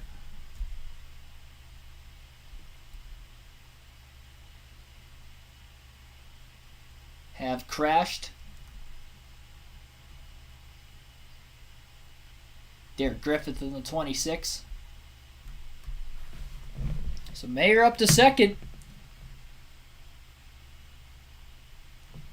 The extra $100,000 bonus as well as the race win and that grandfather clock on the line between Mayer and Gibbs tonight. Looked like Bailey Curry got in a little hot into turn 1. Turn Buford, and the 26 had nowhere to go on the outside and got into the left front of Buford. Not a lot of damage, not very heavy contact between Buford when he spun high into the 26. Both cars were easily able to drive away with minimal damage from that. But enough of a spin to bring out a caution. The two cars were parked on the outside of the track briefly in turns 3 and 4.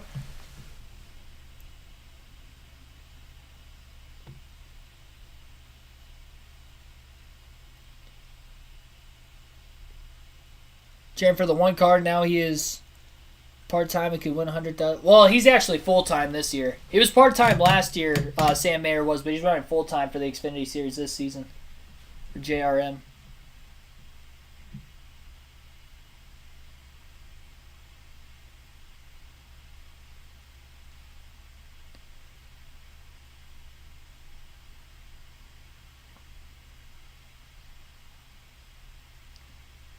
We'll see if Sam Mayer has anything for Ty Gibbs. This is as high in the running order as Mayer has been all day long.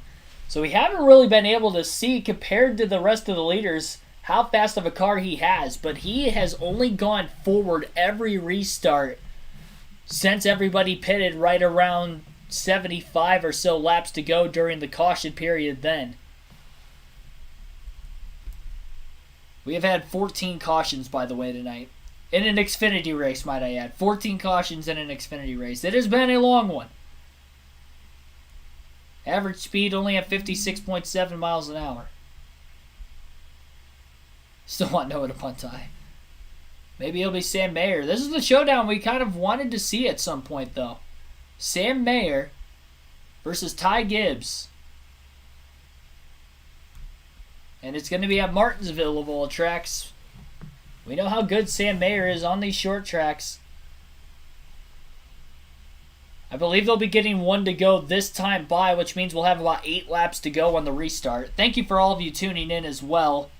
We got 30 people watching, only 25 likes, so smash that like button, subscribe for more daily NASCAR content. And Dale Jr. is in the top 10 for those of you just wondering as well. Sorry, I was looking back at the chat. My phone just finally died on me. It almost made it to the end. We only have 8 laps to go, so sorry for flipping back and forth. I'll keep it on the actual leaderboard itself when they get back to green flag racing.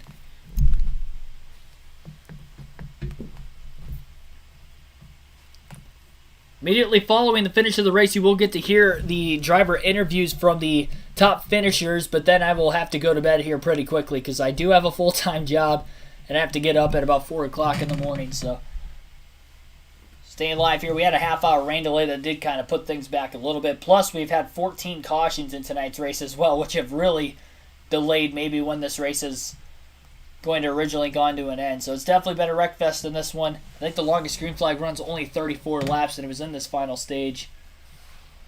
But we'll see. Maybe this will be the final restart as they come to 8 laps to go this time by. Ty Gibbs on the inside. Sam Mayer on the outside. Row 2, Gregson on the inside. Brandon Jones on the outside. Allmendinger inside row 3 with Herbst outside of him. Into the Geico restart zone. 8 laps to go for Ty Gibbs and Sam Mayer. Green flag is in the air. They're already leading on each other before they get to the start-finish line. And they're 3 wide at the back, nearly wrecking as well. And Dale Jr. has spun in turns 1 and 2. I noticed that they were 3, nearly 4 wide on the start into turn 1, and Dale Earnhardt Jr. goes around. Everybody misses him to the inside and outside, but to the back goes Jr. after restarting in 10th.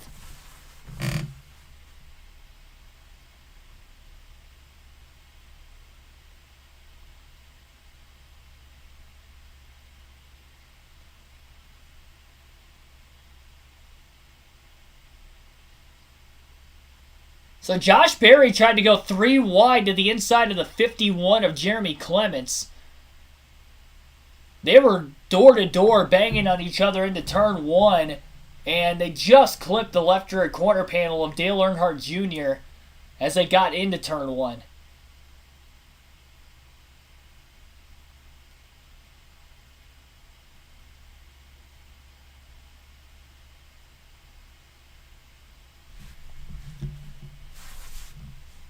Junior just an innocent bystander and all that. They did stack up in front of him on the restart. It looked like Ryan Sieg might have missed a shift or something or spun his tires, and that might have caused a stack up for the 8 car of Josh Berry to try and dive bomb into 1 like he did underneath Berry, but all Berry did was knock the 51 into the 88 by going 3 wide, nearly 4 wide to the inside in turn 1. It typically doesn't work at Martinsville, especially when they were almost 4 wide. And maybe a little too aggressive of a move from Berry, and the worst part is it turned not only his teammate, but his car owner of all drivers just in front of him. Nobody hit Dale Jr. outside of that spin. And we'll have even less laps to go to the next restart, our 15th caution of the race today.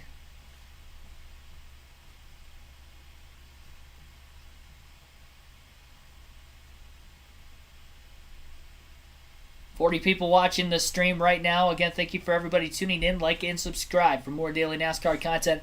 We'll be doing live commentary for tomorrow night's NASCAR Cup Series race at Martinsville. So if you are new to the channel and you're wondering if I'm going to do this tomorrow night as well, yes, I will. I do it for all the Cup races I don't go to in person, except for a couple of races I go to my grandparents' house. Still make an initiative to watch a couple races on the season with the family, but we're doing 22 races total this year. This will be races 5 and 6 this weekend, our first doubleheader weekend of the year. I'll be at Dirt Bristol next week, but then we'll be doing live commentary at Talladega the following week for the Cup Series race. This is the first Xfinity race we've done on the channel this year. I work Fridays and Saturdays, so usually I can't do the Xfinity and truck races unless they're at night, like tonight with the Xfinity series. Sheldon Creed is on pit road right now. He was inside the top 10. This is very interesting. Anthony Alfredo also on pit road, though he was outside the top 10. Any restart really could be the final one, especially you get this late in the race, but I believe we are getting pretty close to overtime here. And I don't know if we're exactly going into overtime and past the scheduled distance or not, because they're showing 4 to go. They would have to get the 1 to go signal this time by if this is not to be an overtime restart, but regardless of the fact we're only going to have 2 laps to go when we go green, and it looks like they will not get the 1 to go signal this time. So this will be NASCAR overtime. The rules are if the caution comes out before they get to the white flag, we have an unlimited amount of restarts to decide the finish of the race, but if they do get to the white flag, the next flag will end the race, whether it is the caution or the checker, which, again, with 15 cautions so far today, that's, I think, the third or fourth yellow we've seen today on a restart before we get out of turns 1 and 2 today. Granted, one of them was a blown engine on lap 1 by the 47, which, really nobody was at fault there, but driving-wise.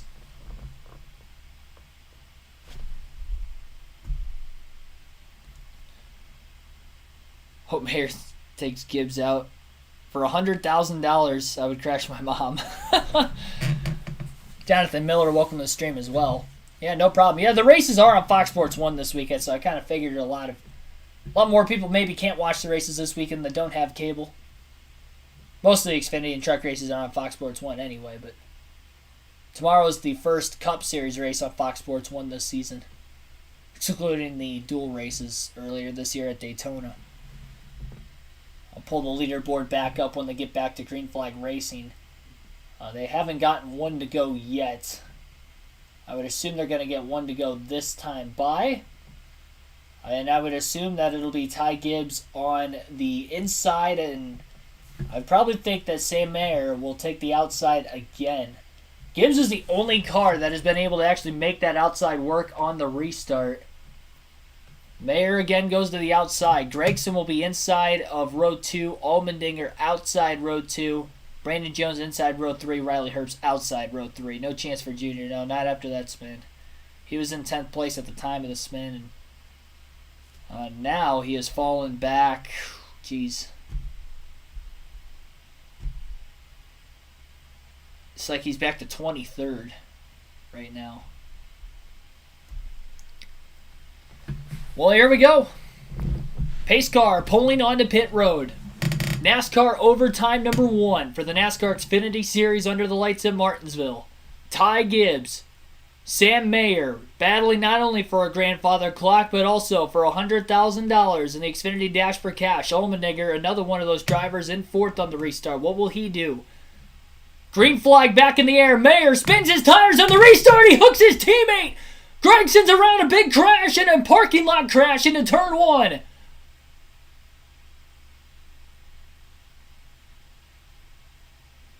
Sam Mayer spins his tires, clips the 9 of Gregson, and the whole field is wrecked in turn 1. Our 16th yellow of the race. That's got to be an Xfinity Series record. Oh, man, they're still wrecking. Just trying to get away from the accident, the cars are still wrecking. Bailey Curry and Justin Allgaier got together. Major damage on the 68 of Brandon Brown.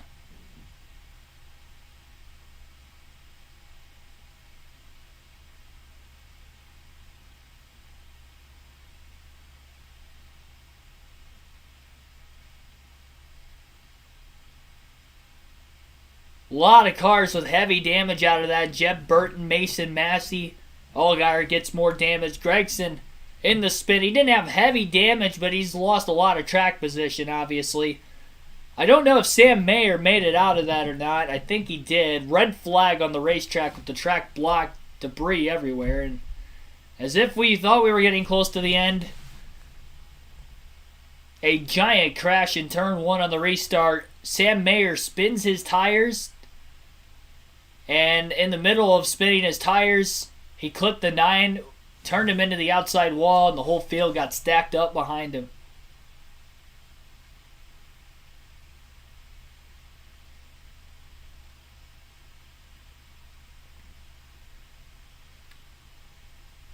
Josh Berry was able to get his way through there, but there were a lot of cars that just got stopped or collected with heavy damage one way or another. I think Dale Jr. got through. For those of you wondering on that side of things. There's just nowhere to go. As tight as Martinsville is.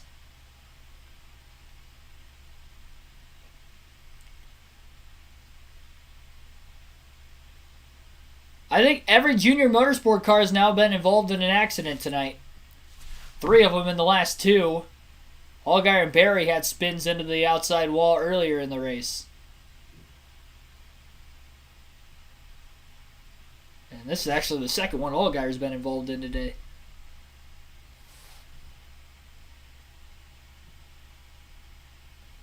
Ty Gibbs was in the lead on the restart with the inside line taking off. I believe Brandon Jones will be in second. On our board, it shows Derek Griffith as first. That is not right. I don't know why it shows him in first right now, but Ty Gibbs will be the leader.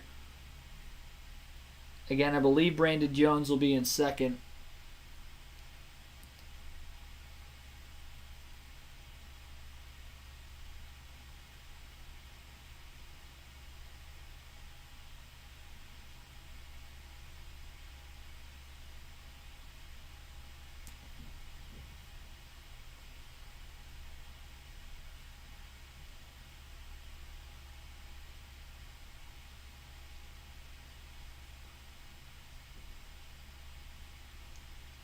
Definitely a lot of debris on the racetrack.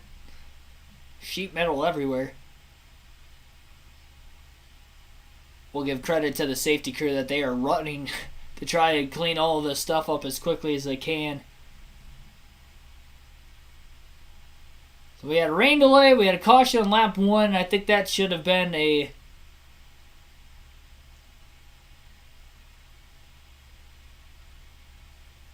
preemptive notice that we were going to have a lot of cautions in tonight's race. It's our first red flag of the night.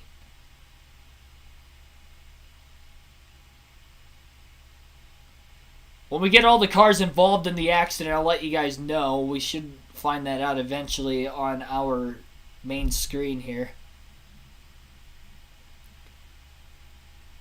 Tim Herman, welcome to 16 cautions. Like, I'm telling you, this is what the Xfinity and the Truck Series is now. I said it a lot last year. I'd say more so with the trucks, but yeah, the Xfinity and the Truck Series, I mean, they're wreck fest half the time anymore. The Cup Series is like the only series where there's at least, somewhat respectable racing. I mean, all hands are off, like, final couple laps or an overtime restart like that, but not throughout the entire race like it is in the Truck Series and the Xfinity Series. And a lot of it has to probably do with the short race lengths. With the Cup Series being 2.5 to 3 hours, I think that's good. It allows drivers to have to take care of their equipment all day. That they're more experienced too. A lot of drivers in the Xfinity and Truck Series now are early 20s teenagers, and that never really used to be the case for most of the field for a long time. Only recently that this was the case. Well, I'm definitely not getting to bed by 10 o'clock tonight. This reminds me of the Knoxville truck race I did commentary for last year on a work night. I didn't go to bed till like midnight, and I went into work on like 4 hours of sleep. I'm looking at probably about 5 tonight if this gets done by 11.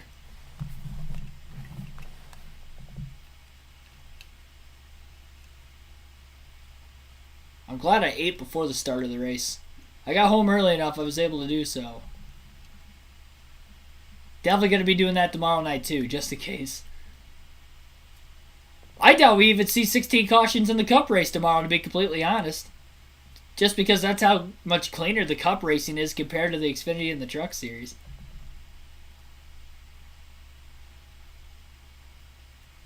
And Ty Gibbs has by far led the most laps tonight. He has had the fastest car from the drop of the green flag. Qualified on the pole. And he's led 188 laps so far of the scheduled 250 laps. We're at lap 251 right now under the red flag.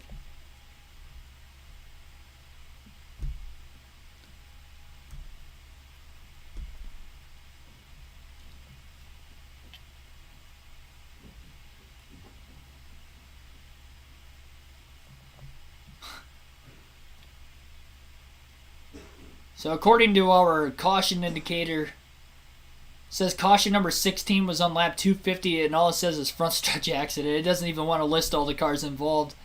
I'm not kidding you when half the field was involved in that accident.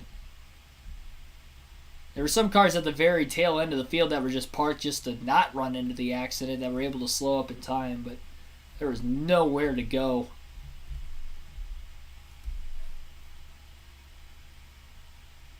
Glad I didn't watch 2 hours of this just to see Ty win. It's not over yet. He's even been really good on the restarts, though. Sam Mayer was looking quick, but he just spun the tires on the restart, which caused that big accident. But this, honestly, this race reminds me of the truck race at Knoxville last year. And there was a big wreck like that on an overtime restart in the Knoxville truck race last season, too. So this is almost a carbon copy. There's some really hard licks in there for the 27, especially. It really T-boned and then pinwheeled between the 8 of Barry, who was driving through, and then the 9 of Gregson, who was kind of parked against the outside wall.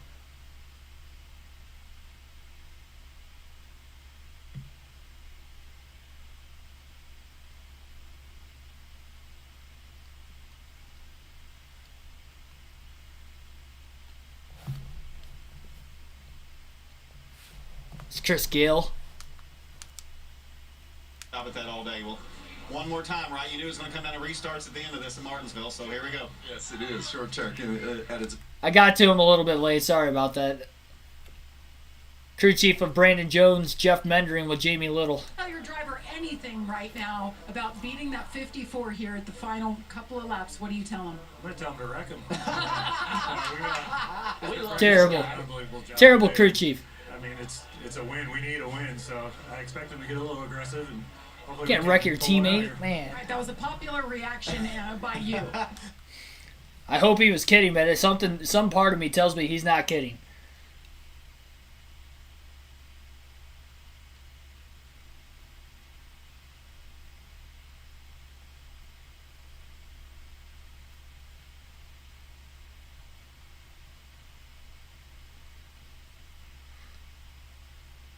I think he was serious too. I think Eric Jones said he was serious, and I think he's serious too. I really hope that it doesn't come down to that, but the way this race has shaped out so far, it wouldn't shock me. Sam Mayer is still in third, by the way. They're trying to get a hold of Braden Jones in the booth. What's going on up there, buddy? Oh, we're just enjoying this race. Looks like you've had quite a day, up and down. Some strategy put you behind, but now you're all the way back up here to second. We've put down a beat here in Martinsville, Virginia. So what do you think for this last restart? What's it going to take here to get up here and beat your teammate? Yeah, man, he's definitely been fast right here. I don't know, man. We ran this race really smart all day. I've really liked all the calls we made, the adjustments have all been in the right direction, and we've been doing the right stuff inside the race car here. So I think the 54's left rear here and give him a ride, and we'll see. I know he's super aggressive here with everybody else, so we'll just have to see how it plays out. But I certainly like my odds second over leading. Well, your crew chief was just on TV, and he basically said do what it takes here to get the win. So we're expecting to see a show here at the end. Sounds good. I'll try to give the Jones name some proud moments here. Well, 10-4, over and out.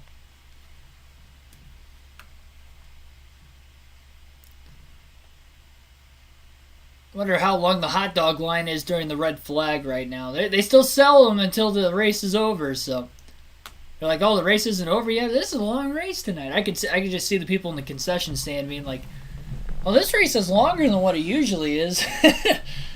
Well, they had a half-hour rain delay, 16 cautions. Now they have a red flag, overtime.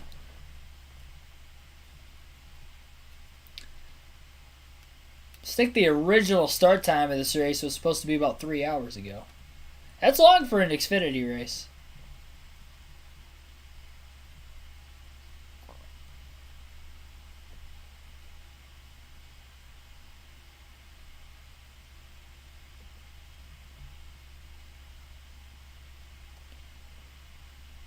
Don't understand anything right now. I don't either. Kevin Mannion, welcome to the stream, by the way. This is going to be good. I hope so. It'll be something.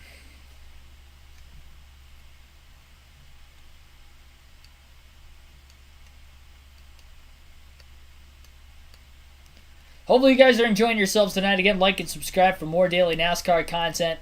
Full race live streams, realistic commentary, both for real races on the race weekend as well as the video game side during the week to occupy your NASCAR action, predictions, post-race analysis, live streams and videos, and more on the channel. Race highlight videos from races I go to in person. I'll be at Dirt Bristol next week. Have a bunch of them from last year on the channel, the year before, which was the first year I had the channel in 2020, and then a couple from this year already. Atlanta, Daytona, every race, Daytona Speed Weeks, got the race highlight videos up on the channel. And then Atlanta Cup race and Auto Club Cup race as well. We'll be doing the commentary tomorrow night for the NASCAR Cup Series. Our live stream will start at 7:30 p.m. Eastern Standard Time. If you want to tune in for the predictions and pre-race live stream, that will be at 7 p.m. Eastern Standard Time. Give you guys the last-minute betting and fantasy advice going into that race. Fight after the race, oh geez. I honestly, the way the race has gone today, I doubt we're going to see a fight. I feel like everybody's fed up with everybody at this point. That they wouldn't even know who to fight.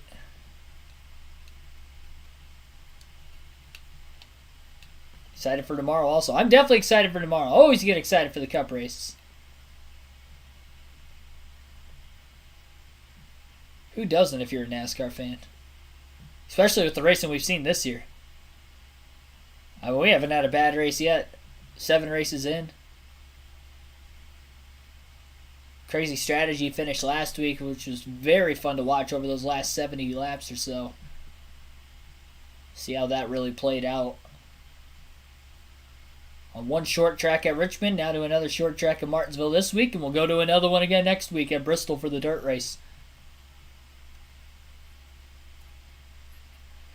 Next live commentary live stream following tomorrow night's Martinsville race will be at Talladega in 2 weeks again, with going to Dirt Bristol for both the truck and the Cup Series. No live commentary the following week, but at Bristol, which would be the final week of April, I'll be commentating the Cup race on that Sunday.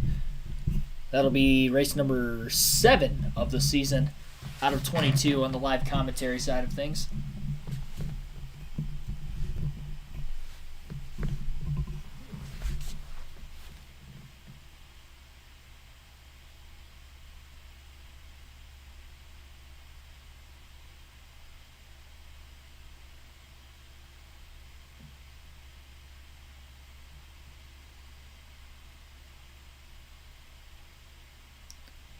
Seven races, 7 different winners. I think we go 8 for 8 tomorrow. I think the 3 drivers, personally, that have ran really well there in the last probably 2 to 3 years have been Mark Truex Jr., Chase Elliott, and Ryan Blaney. And all 3 of those guys do not have a win this season, and they're all 3 in the top 3 in points. They're literally 1 through 3 in points. None of them have a win. And they're all really good at Martinsville over the last probably 3 seasons. So Blaney's got 3 runner-up finishes there in the last couple of years. Truex has a couple wins. Elliott has a win there a couple of years ago and a couple runner-ups as well. So I do think that it's going to be a 3-horse race between those guys. But for more on my predictions, definitely tune in for that pre-race live stream tomorrow. Where in Ohio do I live? I live about a half hour south of Toledo. Roughly. Well, southeast. Not like right off the 75, but pretty close to Toledo. It's not in the suburbs, so I wouldn't consider it like Toledo, but that's the way I explain it to people because my town's like one of those kind of like don't blink or you'll miss it. Well, not like a don't blink or you'll miss it. We have a couple thousand people, but it's really small. It's not connected to Toledo in any way. Say 8 for 8. I think we go 8 for 8 tomorrow too. That'll be half the playoff field locked in already, and we'd still have, if I do my math correctly, 18 races before the playoffs yet after tomorrow. Say Bristol ends it. I don't know. Christopher Bell could go out and win during Bristol. He's really good on dirt too. Ricky Stenhouse Jr. is really good on dirt, and he finished 2nd there last season. Daniel Suarez in Trackhouse has been really good this year. Suarez won a stage there last season, and he ended up leading over 50 laps. I wouldn't say Larson's a lock because I think everybody was saying Larson or Bell was a lock last season, and look what happened. Joey Logano won. Larson and Bell wrecked in like stage 2. Took each other out. You never know what could happen.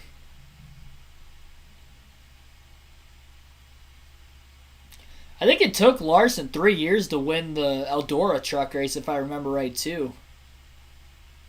How many years?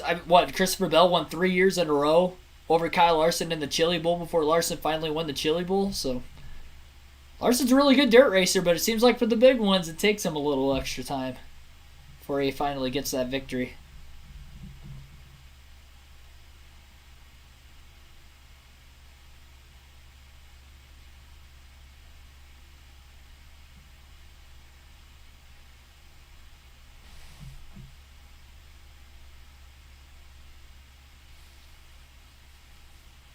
Here's Austin Dillon with Ty Gibbs.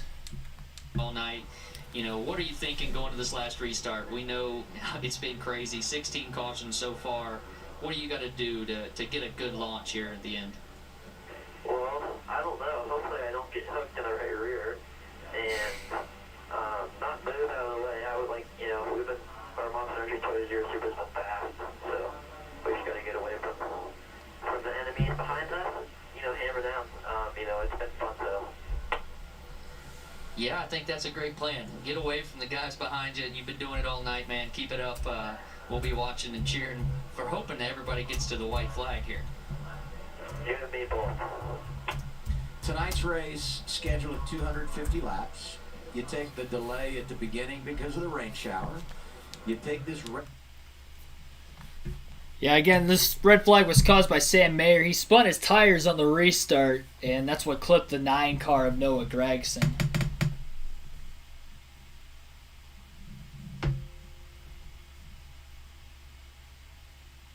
I didn't realize Chad Knaus is commentating the Martinsville race again tomorrow, so that's pretty cool. I thought he did great. Honestly, of all the guest drivers or guest analysts they've had in the Fox booth this year, I honestly thought that Chad Knaus probably did the best. Pleasantly surprised, honestly. But did a great job. I will say, though, that was the only race I've been able to actually watch and listen to the commentary without... I don't know what's going on here on my TV. But anyway, I can't even think of what I was talking about. Jamie Little was like snooping through somebody's toolbox. I think that's Eric Jones's toolbox in the Cup Series.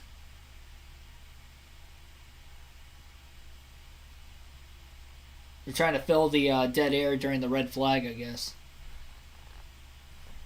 Leave it to Fox to try and do some random stuff for entertainment here. They're past the time during a NASCAR race.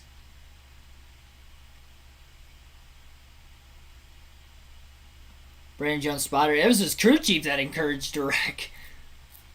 It's a terrible crew chief. Yeah, just go wreck him. That's your teammate. Like, that's not even like somebody ran. Like, yeah, just go wreck your teammate for the win. It's terrible advice. That's why this guy's not in the Cup Series. Not crew chiefing in the Cup Series. I think he was half serious, but in the manner that he said it, but I don't think he was kidding either. And now Jamie Little's in Austin Dillon's garage.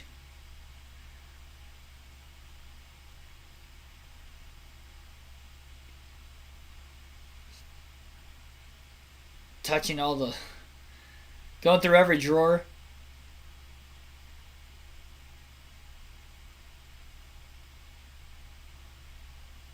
What if she like pulled something out of the toolbox that it happened to be like something illegal that they planned on putting in the car and NASCAR had to confiscate it or something?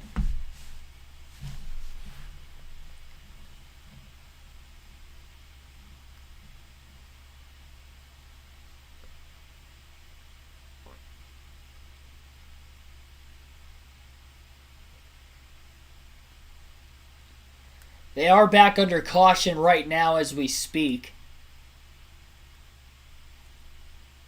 No longer under the red flag conditions.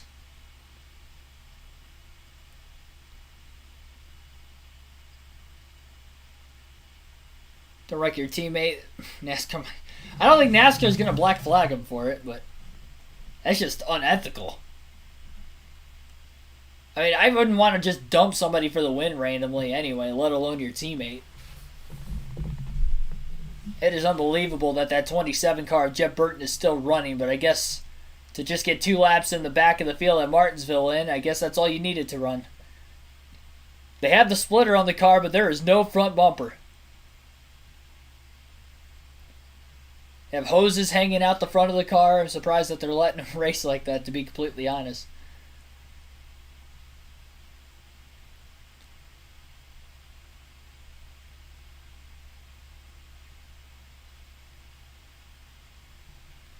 Ty Gibbs has survived nearly every restart so far today. Definitely every one he has been in the lead for. We have had 16 cautions so far, and we are about to head to overtime restart number 2. Not going to get the 1-to-go signal this time by, so they will not have the choose cone available. The 8-car, Josh Berry, having a major tie rub on the right side of his car, collecting more damage in that last accident. He was also involved in an earlier accident today.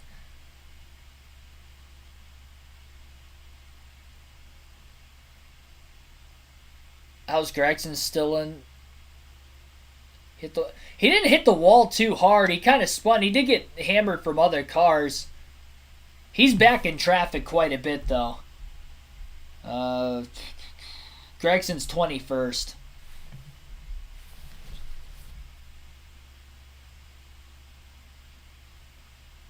Yeah, Dale Jr.'s back up to 13th after missing that big accident in front of him. One of the few cars that actually made it through with no damage out of it. That was behind all of it. He restarted 23rd, so he gained 10 positions. Might be able to get a top 10 back anyway. He was in 10th when he spun the caution before that.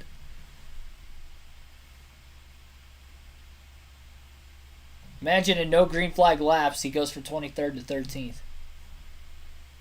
From one restart to the next. And how about Parker Retzlaff in the 38 car? He is in 13th right now. Dale Jr. is actually 14th. Unbelievable. For the rookie making his first career start. The NASCAR Xfinity Series. I'm not even sure what team that is that owns the 38 car. And Josh Berry is going to pit, so that's going to be another position for both Dale Jr. and Parker Retzlaff, moving them up to 12th and 13th. Justin Allgaier is in 11th place now after Berry pits. And Allgaier was involved in not only that big accident, but he was involved in an earlier accident where he had wheel hopped and backed the car into the outside wall as well. He was a lap down, but he got the free pass during the Dale Jr. caution. And then even after being involved in that last yellow, I guess he was able to drive away and stay in front of most of the field. He probably didn't pit to repair any of the damage, and that's probably why he's up as far as he is. Mention that Jeff Burton had a lot of damage on his race car as he was trying to get up to speed and catch the back of the pack before they come to the next restart. His hood blew up right in front of the windshield, and he has to bring it into the garage now.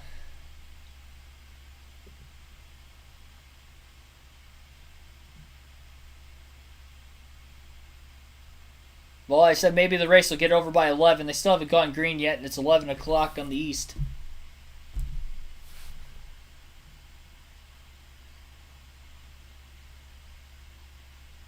There's another caution. I've lost all respect for Truck Series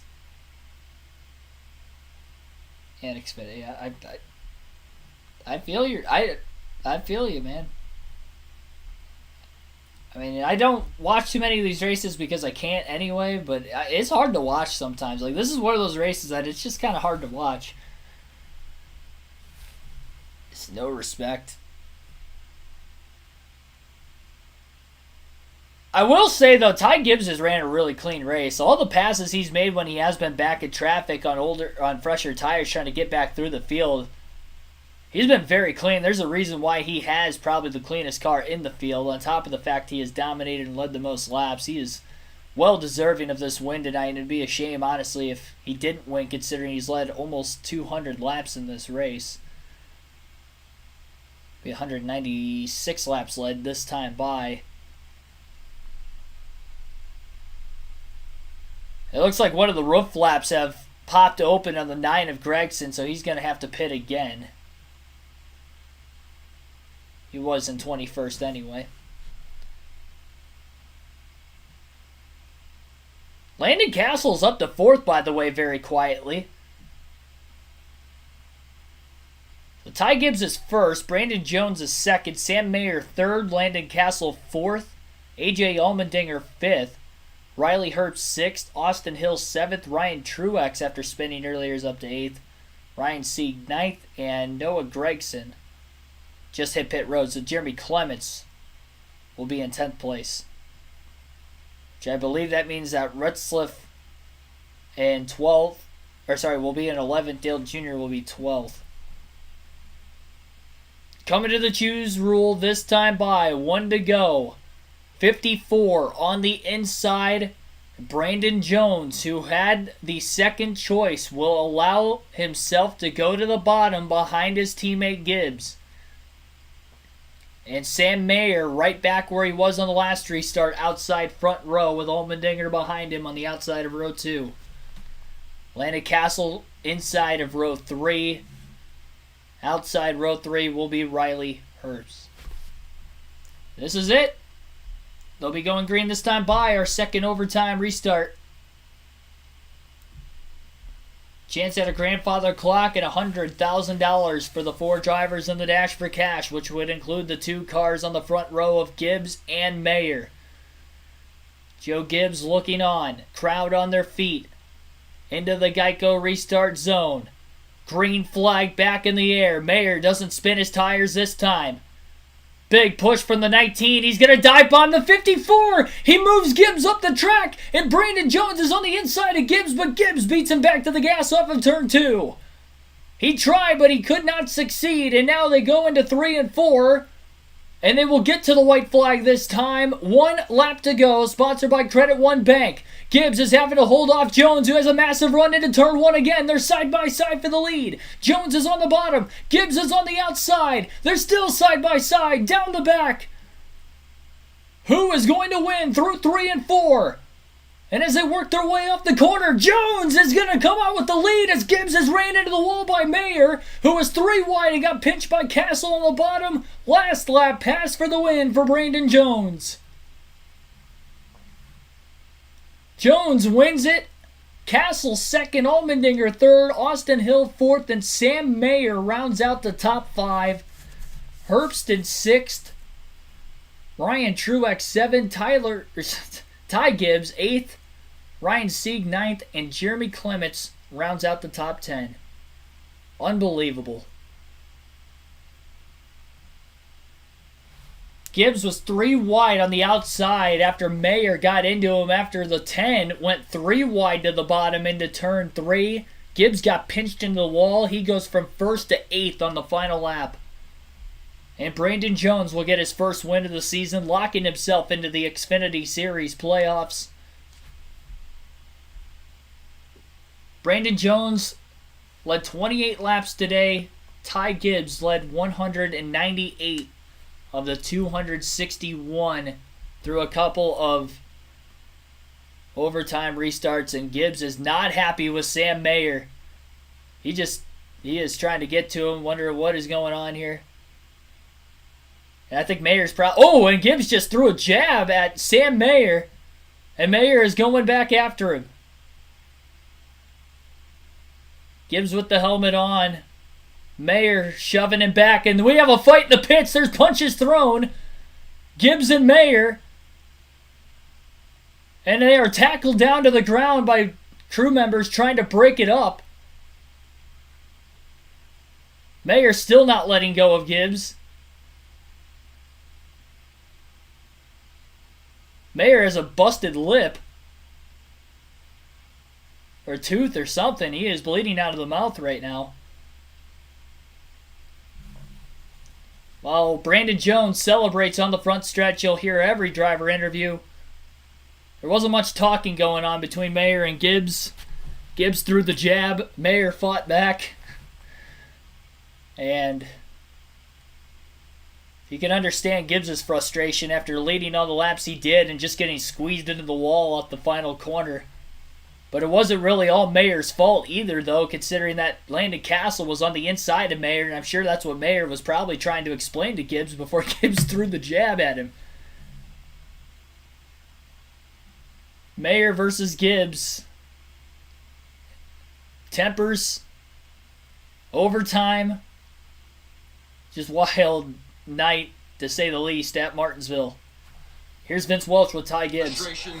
That you had on the restart, and then the conversation that you had with Sam. Yeah, well, I tried to talk to him, and he got all in my face. So at that point, we gotta start fighting. But we got put in the bad position there. The only thing I'm mad about is this one didn't have anything that he had. He wasn't gonna get past the 16 there, and I just got hit in the left rear. But it's just frustrating. I just got driven the fence at the end. But I was on the other side of it last week, so that's just part of it. Crowd is booing. I don't know who they're booing exactly, if it was Ty Gibbs or...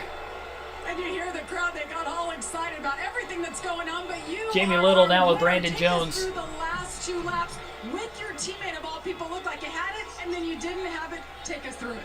I mean, what a day. I can't say that we could have played it out any better. I love the call we made to get stage points.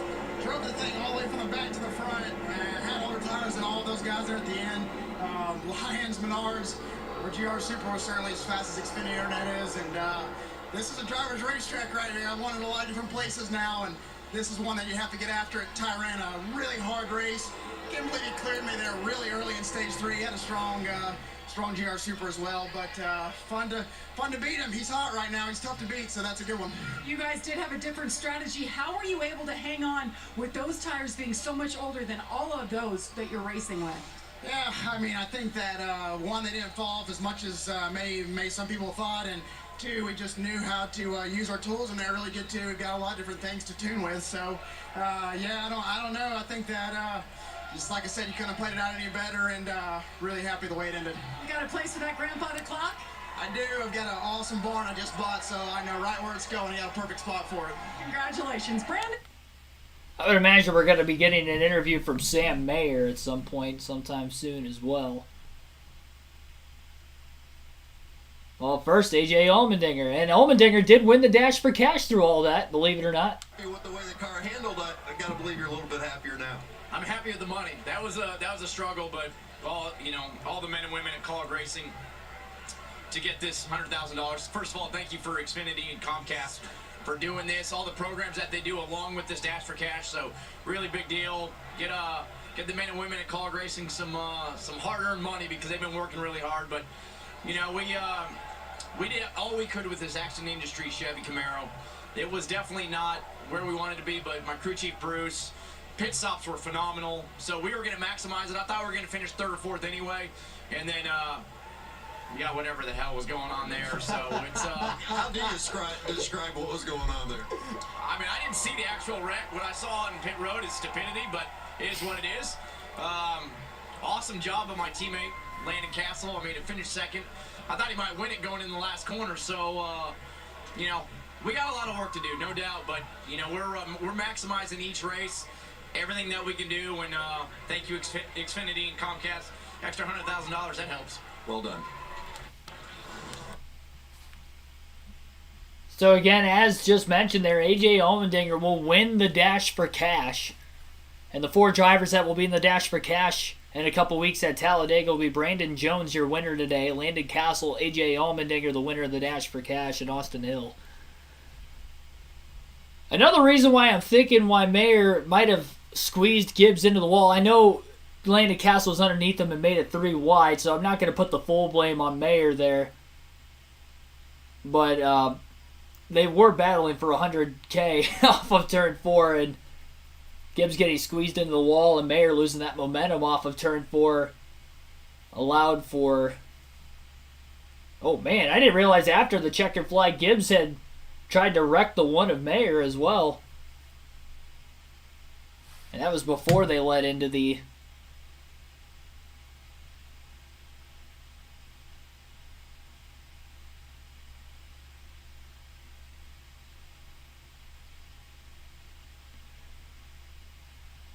I forget who said it down in the chat, but somebody said, I hope there's a fight tonight. I didn't think there was going to be, considering the fact that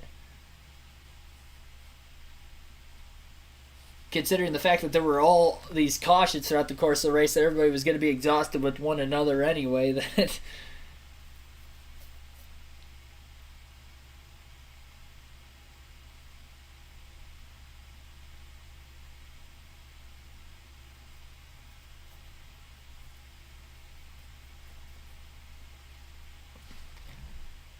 and Ty Gibbs definitely damaged the back of well, not so much the back of his car. It looked like he really damaged the front of his car more than the back of the other car.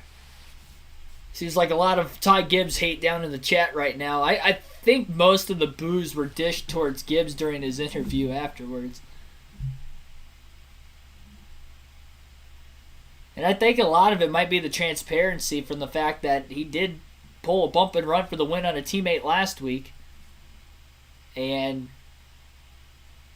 he got kind of pinched into the wall there. But it wasn't all Mayer's fault. Landon Castle was on the inside. They were 3 wide. And we know 3 wide doesn't really work at Martinsville too well. So 3 wide off the exit of the corner. Gibbs got pinched in the wall by Mayer, yes. But the 10 was also pinching into the 1 as well. So, yeah. I think if they could have had a look at the replay, for instance, before they went confronting each other, I think they might have been a little bit more understanding of the situation we probably wouldn't have seen a fight there, but tempers definitely got the best of both of them at the end of tonight. Still can't keep the helmet on. Yeah, he threw the first punch and he kept the helmet on. I will say that. If you're going to keep the helmet on, don't be the one to initiate the fight. That's all I say. Like, if you don't want to fight and you want to keep the helmet on, that's fine. But he did throw the jab first.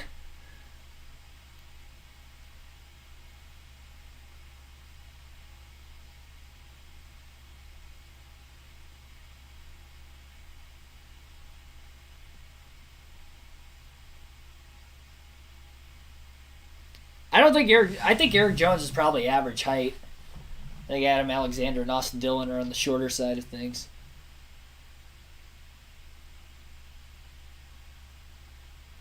You just have two averagely short guys and then one average Jones. I don't think we're going to get an interview from Sam Mayer. They are definitely past the airtime tonight, so I'm sure they'll probably send it to whatever's next on Fox Sports 1. We'll go through the finishing results real quick, and then I'll have to get out of here so I can go to bed because I have to work very early in the morning tomorrow. Brandon Jones, again, is your race winner tonight. Landon Castle ends up finishing in second place after all that. AJ Allmendinger finishes third and wins the dash for cash, the extra $100,000 bonus. Austin Hill finishes fourth, and Sam Mayer rounds out the top five. Riley Hurst in 6th, Ryan Truex 7th, Ty Gibbs 8th, Ryan Sieg 9th, and Jeremy Clements rounds out the top 10. Dale Earnhardt Jr. in 11th, Parker Retzlaff 12th, Daniel Hemrick 13th, Anthony Alfredo 14th, Alex Lebay 15th, Kyle Weatherman 16th, Bailey Curry 17th, Matt Mills 18th, Josh Berry 19th, and Noah Gragson rounds out the top 20. Derek Griffith, last car in the lead lap at 21st. Jade Buford in 22nd, first car, one lap down. David Starr 23rd, Myatt Snyder 24th, Ryan Vargas 25th, Joe Graff Jr. 26th, Shane Lee 27th, Stephen Parsons 28th, 29th was Justin Allgaier, Sheldon Creed 2 laps down at 30th.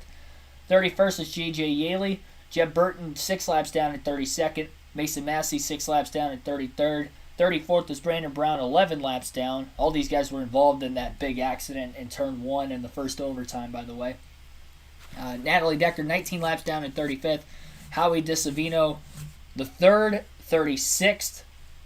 37th, Brett Moffitt, and Brennan Poole rounds out the field in 38th tonight. So thank you, everybody, for tuning in. Like and subscribe for more daily NASCAR content. I'll see you guys tomorrow night. 7 p.m. Eastern Standard Time will be our predictions live stream, the pre-race live stream for tomorrow night's Cup Series coverage at Martinsville, and I will be going live for live commentary for the Cup race tomorrow night as well at 7:30 p.m. Eastern Standard Time, as mentioned already before. Thank you, everybody, for your appreciation and support. Thanks for all of you guys coming out tonight. I think we had about 40 viewers in this race. So thank you guys for watching the Xfinity race with me. And as always, again, see you guys next time.